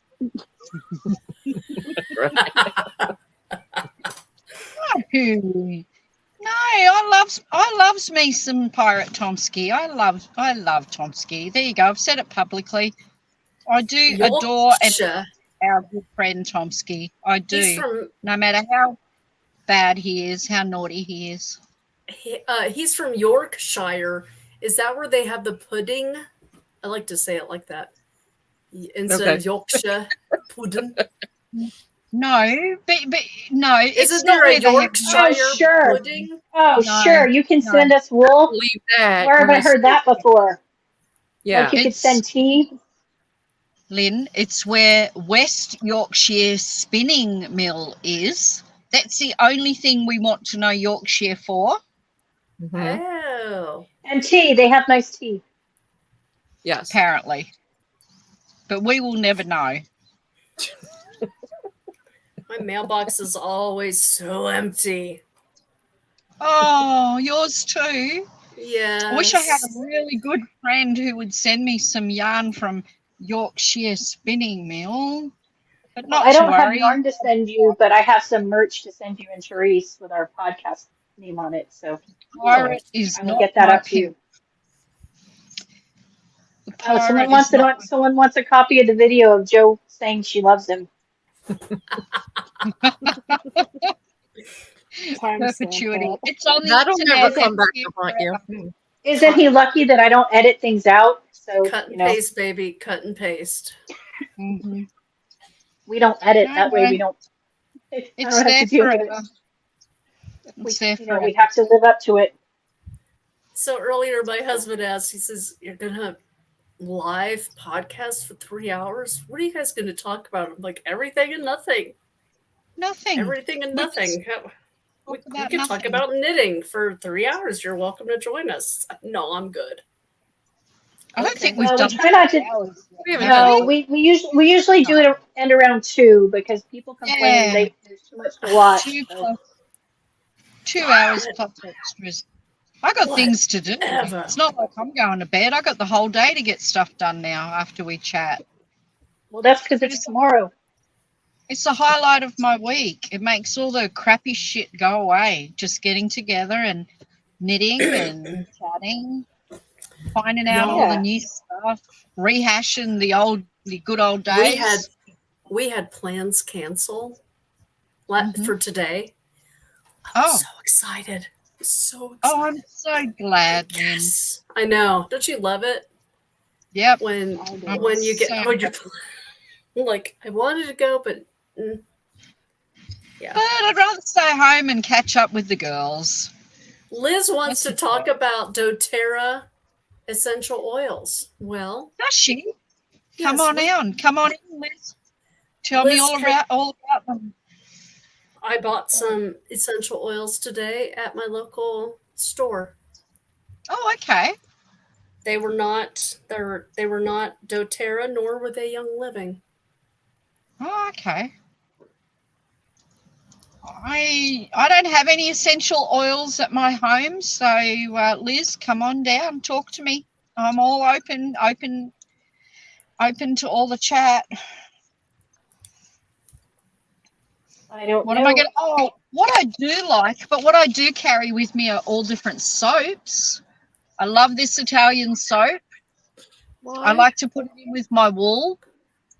What happened to your what happened to your sheep placenta stuff or whatever you had? Remember? Yeah, I have my sheep. Why do you think I look so good? Come on, Liz. Golly, Liz. Well, you said you were going to update us on it, so. Oh, it's going really well. I have my What is this? Oh, sorry. Sheep placenta cream. My gosh, between you and Morgan's rare tongue thing spread on a piece of Cannibal bread. sandwich. What? Cannibal sandwich. Oh, good. Tomsky. Oh, God, I just slopped it on my wool. Oh, well, it'll make my wool good too. Look. Okay. I'm all about it. Look at me, looking so gorgeous in my sheep placenta cream. Don't I look 5 years younger already? Already. Just like that, instant. Okay, so working yes, well for you. It's working for me. It's perfect. Okay. Australian made sheep placenta cream. No ingredients, so I think it's all bullshit. But there you go. There's no ingredients on the actual packet. Just says sheep placenta cream, lanolin, aloe vera, pure essential oil. It's kind of like, you know what, that fascinates me about the soft drinks, the sodas that you sell in your country that say natural flavoring but don't tell you what they are, all those chemicals that make natural flavoring. That's kind of, that always upsets me, grinds my gears when I go to the US. But yeah, good shit. Hey, this is good. This is the good stuff. Crikey. Sheep placenta cream. We It's like all to over. call that chemical shit storm. I like that. I like that chemical shit. Oh, it's so nice and soft, and it's taken years off my aging of freckles, I'm sure. There you go. All right. Thanks for that, Liz. That's my update. I think I'm looking better for it. I'm looking younger every day. Well, as long as you feel better, that's what counts. And you always look lovely. I really loved the blue hair last week. Yes. Oh, okay. Because did you watch the Matildas play this week? Did you watch the soccer? No, I have not watched it. No. Well, this is how I watched it. Are you ready? Hang on. The kids just like roll their eyes at me. I'll be right back. Hang on. They won the World Cup, didn't they? Or no, Spain won. I think England beat the Matildas, and then Spain beat England. Wow. Yep. That is something. That's something, huh? That was me watching the Matildas in their green and gold. Very patriotic I am. You like that? You like that look? Oh, here we go. What? Hello, pirate. Here we go. Wow. Wow. Joe Bob, you look like you're 25. What's going on? Where's the cream? Where's the cream? I can't see the cream. Like the green? A bit like snot off a frog, but anyway. Do you like it? No, I was talking about the cream. The cream. Placenta cream. Oh, it's made my hands as slippery as an otter's pocket, I tell you. Oh, there you go. Slippery as what? Slippery as an otter's pocket. That's what I thought you said. I love it. Fucking love it. Otter's pocket. I'm writing that one down too. Otter's pocket. That's so Australian, but like we use that in the UK as well. Okay, yeah, otter's pocket. As slippery as an otter's pocket. Yes. Anyway, let me take this off because I feel like I'm too much of a supermodel with my green hair. Well, yeah. Plus, you didn't actually win the fucking game you were talking about. That's for you, Lynn. I see. Write that down. Well, you know what? We may not have won. But we participated, and that's all that counts. Really? Do your best. Yes. That's why. That's why it's shit. Shut up, you. No, that's why it's shit. Hey, Piper, When people say, it's all about it, Pa. It's all about participation. No, I was pulling against Give our it team. a red hot go. Yeah, me too. I was happy when our team lost because they don't really want to be, They don't want to be associated with our country, for one. They can't be bothered to sing the national anthem, for two. Uh-oh. And It's going to get they're political. lost. Australia. Oh. How Why are don't you, you show pirate? your face, pirate? He doesn't. God, That's no. his thing. Oh God, That's no! his Let's thing. not That's his go thing. there. Is that his shtick? You don't Yeah, want to. Yep. Do you remember the Colgate ads where the dentist couldn't show his face? You cunt. That's Tommy. He's my dentist. I love it. Yeah. Can't show him his I'm face. like that. I'm like that, but deformed. No, you're not. You're not Yeah. deformed. Stop. You're not deformed. So how are you, my dear friend, Tomsky, pirate? I What just, are you knitting? I literally just came in here to take a piss out of you for one thing. Well, duh, we know that. Go your hardest. Go your hardest, Tomsky. It is what you do. Yeah, What but do you you're, think? Joe. yeah. That's your entire relationship with Joe is the two of you taking the piss out of That's each my other. MO. That's my MO. So how Game you, on, son. Game on. how are you doing? You all knitting? You all knitting away? That's Therese is it. looking a little bit confused. She's a bit like kind of. Oh, She's well, horrified. I'm kind of wondering whether I should probably tired. keep knitting or I'm not. waiting for something. Waiting for him to drop the mic. Yeah, No. that's what we'll call it. How's the knitting retreat plans going, Tomsky? Oh, well, you know, they're not going very well, Joe. Oh, You know there needs to be a Oh. pub nearby because some of us like to indulge in alcoholic beverages when we knit. So That's there will right. need to be Not a pub. me. Not Joe, but other people. No, not me. I don't knit and drive. No, Joe would just go to the pub and chat with all the locals. To be Make fair, friends. Joe will be in the car park knitting me a getaway vehicle, right? Yes. Oh, that's a classic. She'd be trying to Getaway. not kill swans.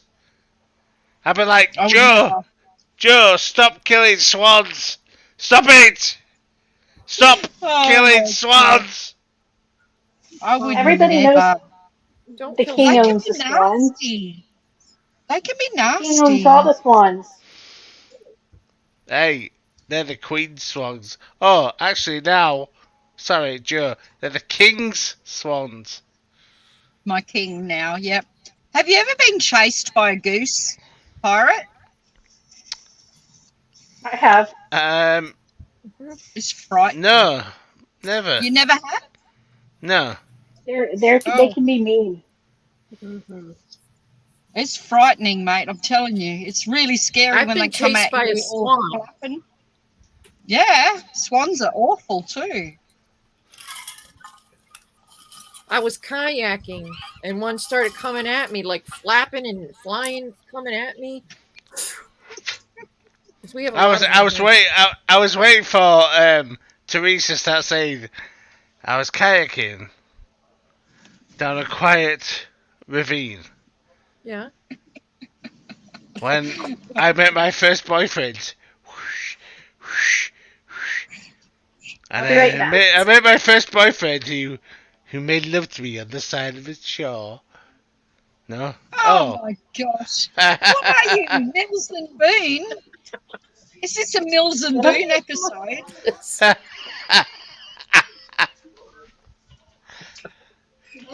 Oh my gosh. Definitely. So how's your love life going, Tomsky?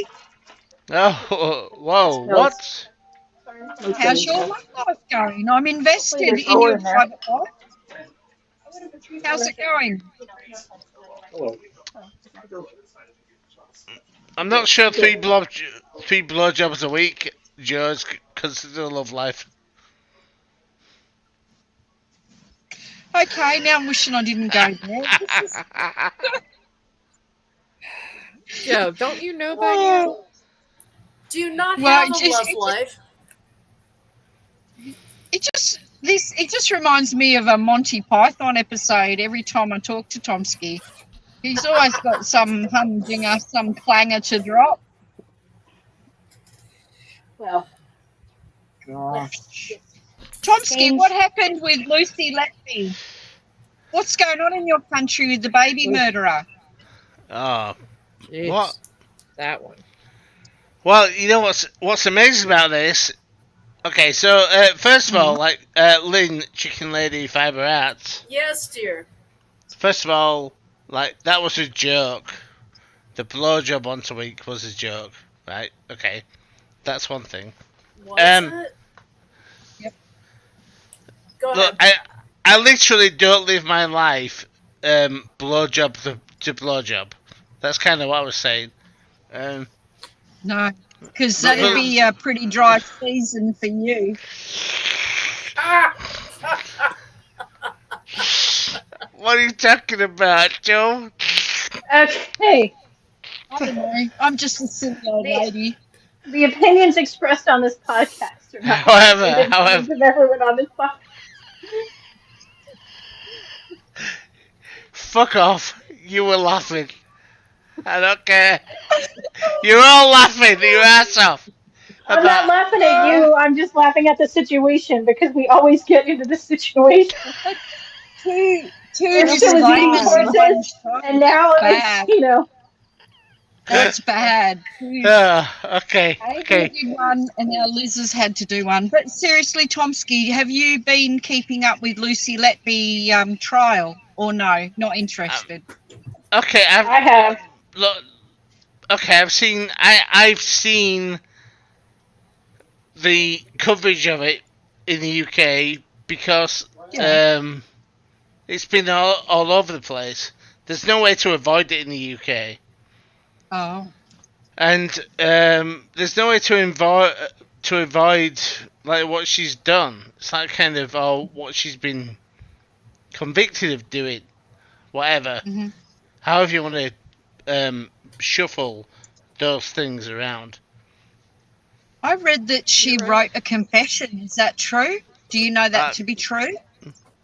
I don't. She wrote notes at home on like all sorts of notes and different things, and some of them she called herself evil and said she did it, but she's claiming she wasn't talking about killing the babies. Okay. But the thing is, right? The entire country of the UK is going nuts about this shit, right? She's a baby killer. She killed babies. She did this, blah blah blah, killed babies, blah blah. No one's ever stopped. No one's ever taken a step back to say, what if she didn't do it? What if? Well, not if not only if she didn't do it, but not if. How about if she killed the babies a month before they were to be born, right?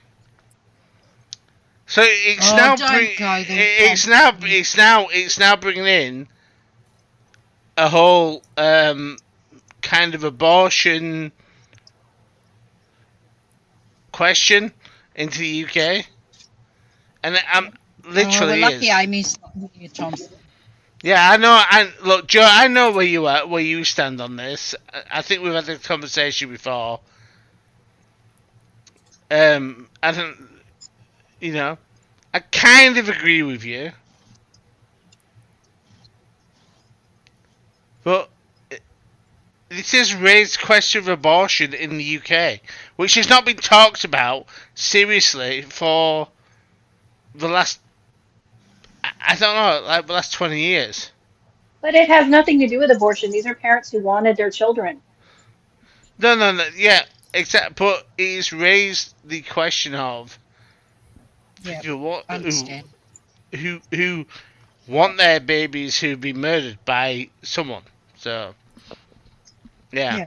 Well, they said she was the only one on shift for every single one, and that she was the only one it could have been. And she'd go and she'd go on parents vacation and yeah. Yeah. Okay, And supposedly she was dating one of the other doctors, and one of the reasons they think she did it was because she knew that if there was a crisis when he was on duty, he would be the one to have to come, and so she would be able to work with him. Now, I don't know well, that.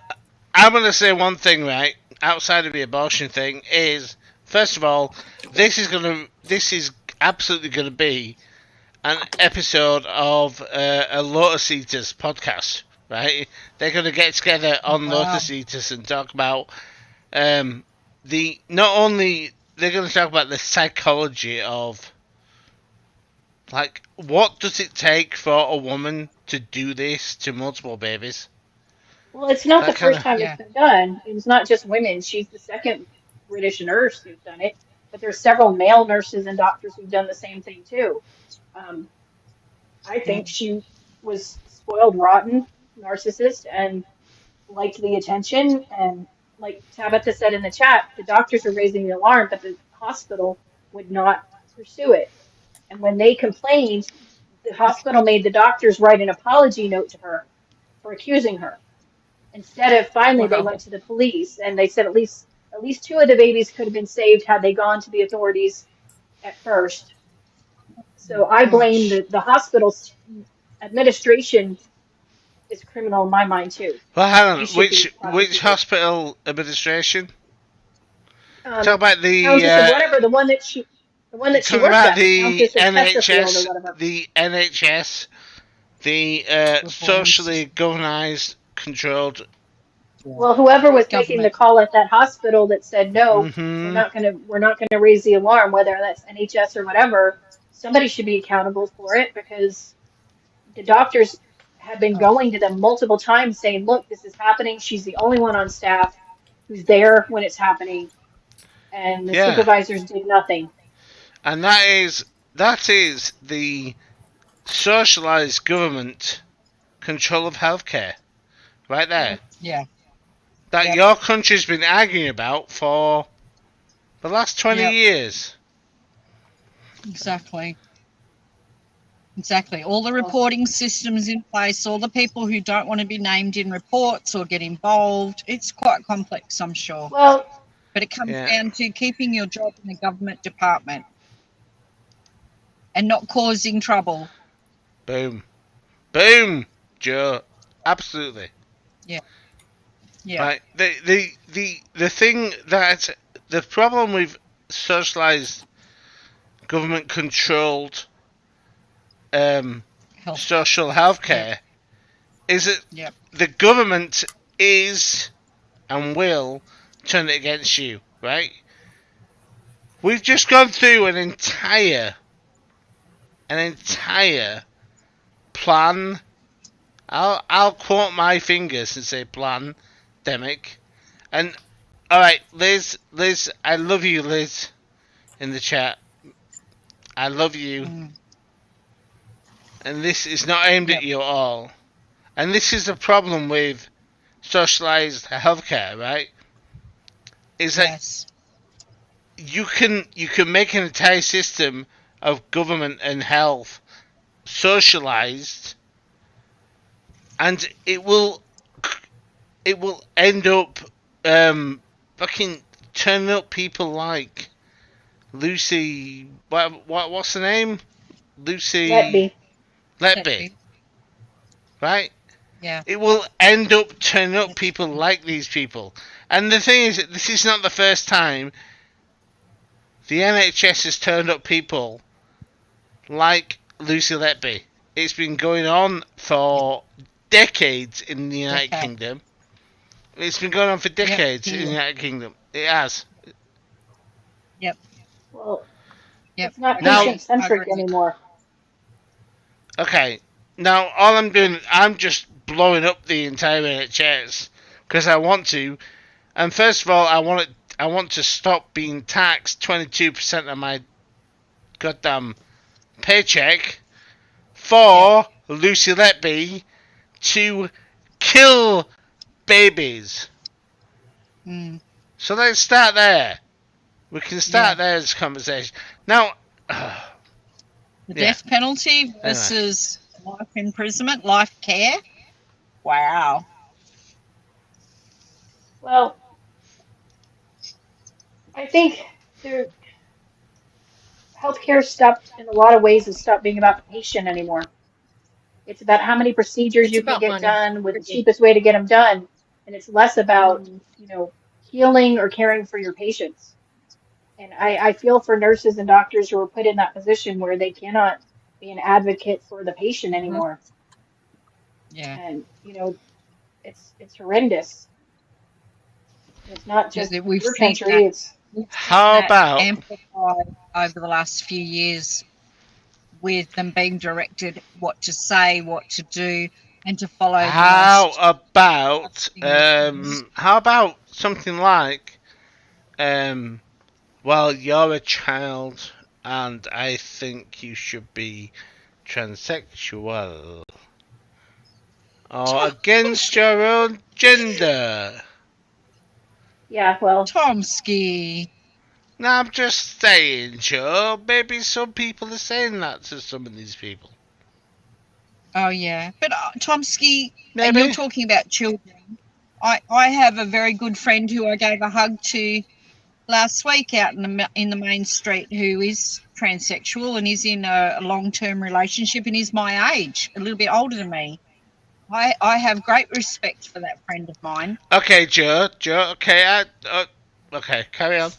From a different era, but this person, Well, she's from a different era whoa. and she's been through amazing struggles to come to be the female partner in her relationship with her husband. Okay, so how old is she? 60. Okay, so she Yeah. already understood the Oh. like concepts of the uh concepts of like morality and the way how Yeah. worlds work and okay. Yes. She's really struggled, mate. She's been bashed and vilified and, near death because people have attacked her physically and emotionally. But how you're old, talking about something very different. how No, old was I'm well, she? here's my thing. I get that some people have dysphoria and some people do need to transition. It's necessary. I just wish it would be a last resort instead of a first resort with children. Yes. Yes, I Because they're agree. getting children who, Mhm. oh, I'm a boy and I like to play with girls. Oh, you must be trans. Let's put you on puberty blockers. Instead of saying, Yeah. let's let this boy live and grow and see what he actually turns out to be. Maybe he won't, maybe he will, but he's a child and doesn't know. And adults who care about their children don't let their children control their own lives because sometimes as a parent you have to say no because it's what's in You the have best to be interest of hard. your child. How old Hmm. was And your it's got to friend? be hard. She or he transitioned, Joe. Oh, young. Yeah. They were twin boys who both became female, very young before they were adults or very close to being of adult age. And so they both did this for a very long time. Yes. Well, they probably were still in the time where they actually got therapy and help for it instead of Oh, now when it's one doctor appointment and they're they can put you on drugs and give you an appointment for surgery, which is not because a exactly. lot This of has people been have other mental issues. 40 years in the making. Yeah. Yeah, well that's different and adults are different. Yeah. Yeah. Not when they were kids, no. And no. When they were young adults and becoming adults, they transitioned. Yep. And they've had a very hard life because of it. Extremely difficult. Feeling threatened all the time, feeling like they didn't belong. Yep. Very Well, to tough. me, Really? it makes it worse for me because people who trans trend make it worse for people who truly are suffering Yeah. because and that's Yeah. awful. Yeah. Yeah. I have different Yeah, I know opinions how. about the young boy at the high school running around in a skirt and high heels. I have a very different view about that child. That's individually knowing them. I have different opinion about that child. But you know what? If I was that parent and my child was talking about committing suicide or ending their life because of these issues, of course I'm going to support my child. Of course I'm going to. Look, I So I don't find it care what very you're hard talking to about, make right? these general statements. Look, I I don't don't care what like you're the general talking about. statements. about this kind of shit. What we're talking about is people who we all know are like equal across the paradigm of life, right? It's like if you're white, black, gay, straight, trans, whatever, it doesn't matter. What you do in a Western society, what you do is you understand that you can learn things, understand things, and move forward in your own life. But not everybody's equal. No, bollock, fuck off, right? I hate this bullshit of. What? I hate this bullshit of.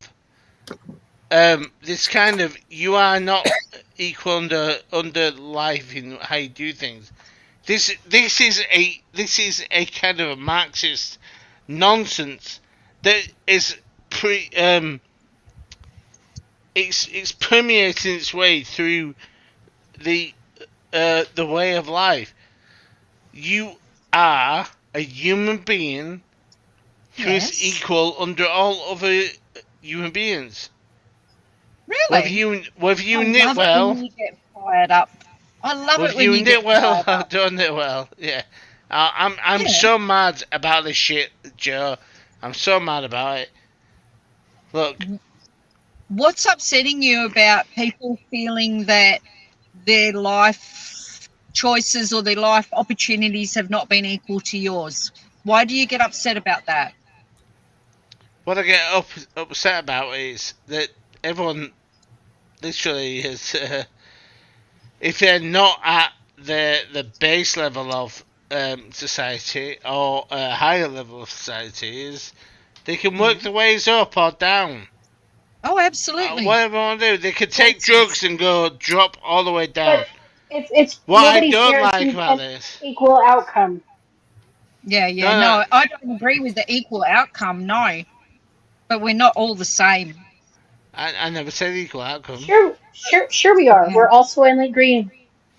But what can you do to change anything, Pirate? Yeah. Who said that? Who said that? I Lynn. did, Lynn, your favorite chicken lady. Hey. Hey. So what can you do? I mean, yes, we could all get riled up about it, but what can you actually physically do to either make it better or not? Just say no. There you go. Just say no, right. baby. So what can I do to make it better? Is I can teach history to a generation of people who have not learnt history at all. Okay. Mm-hmm.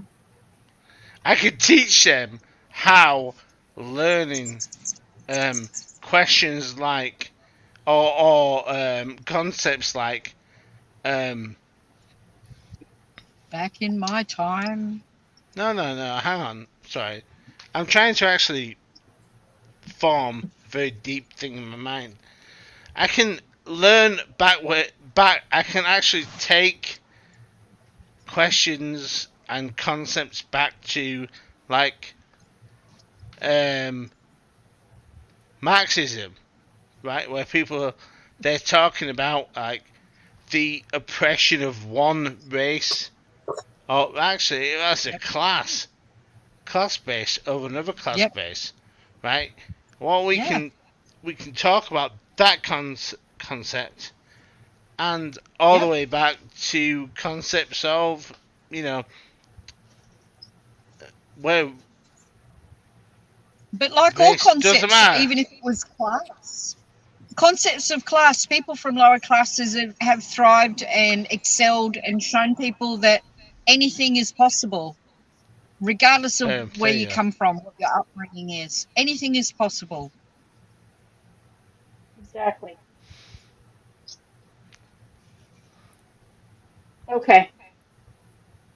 I think it's just sad because Sorry. No, it's a lot of it's personal responsibility. People don't want to be responsible for their lives. They want someone else to do everything for them and take care of them and give them everything. And life is hard. You have to work hard. It's not meant to be easy.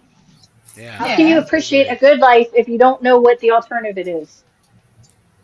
And I don't think teaching history is going to do anything.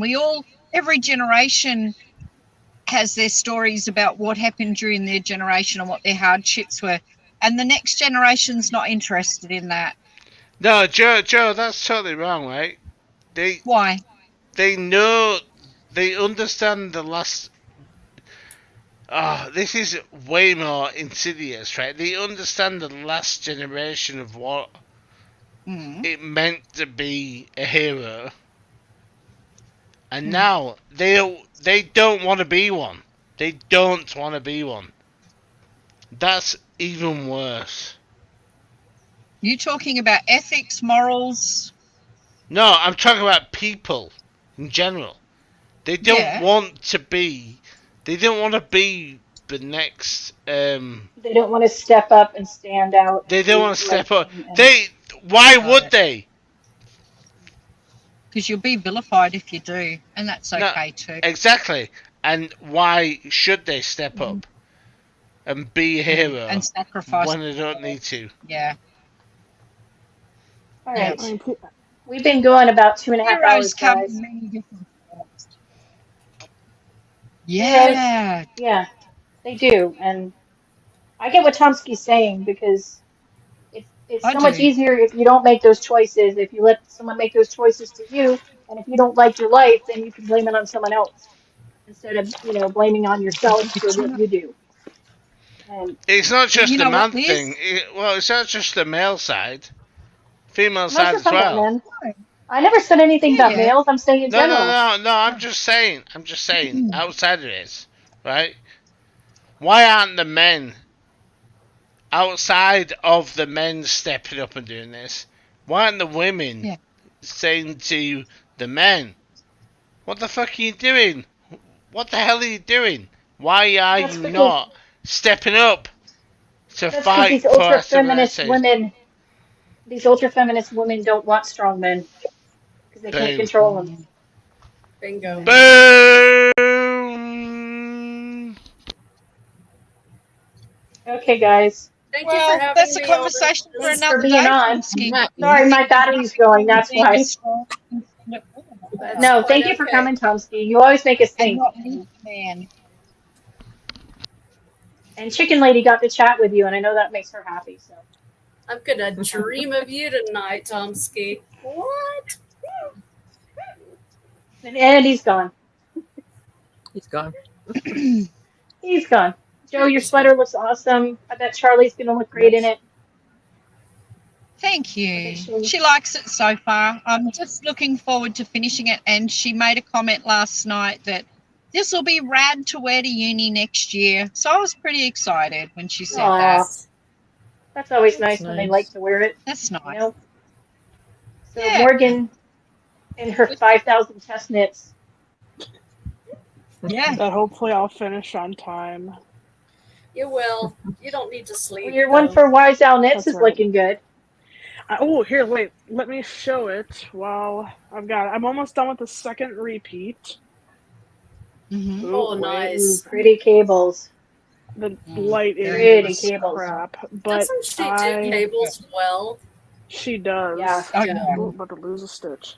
Yeah, I'm jealous of her cables. I just ordered my Knit Happy with Self-Striping Yarn book for $18.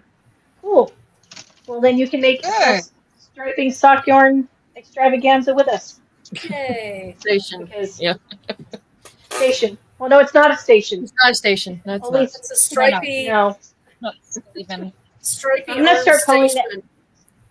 I'm just gonna start calling the exploration station just the ESS. I'm getting tired of typing out exploration station. I'm just gonna abbreviate it. It's fun to say. It's more fun to say than to. It is. Yeah, it's more fun to say than to write out in a chat. Yeah.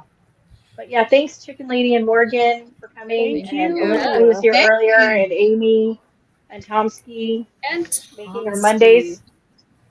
You guys, this is so Times. important to me, these Mondays, because I look forward to them because I don't have a lot of knitters near me that I know. So this is my knit chat.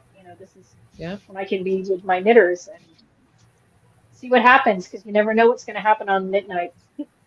You never know. That is true. Two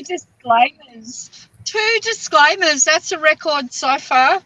And Well, Amy was the first one, which I think is hilarious. Amy of two sisters and too much yarn. Yeah. Watch her podcast. Watch Chicken Lady's podcast and Morgan's podcast and our other friends Come who have their podcasts. again next week. We'll be here at the same time next week, live streaming again. Yeah. Wonderful. And Thank thanks. Thanks you. for being here. See you later. Thank you. Bye, everybody. Bye. Bye. Love you. Bye.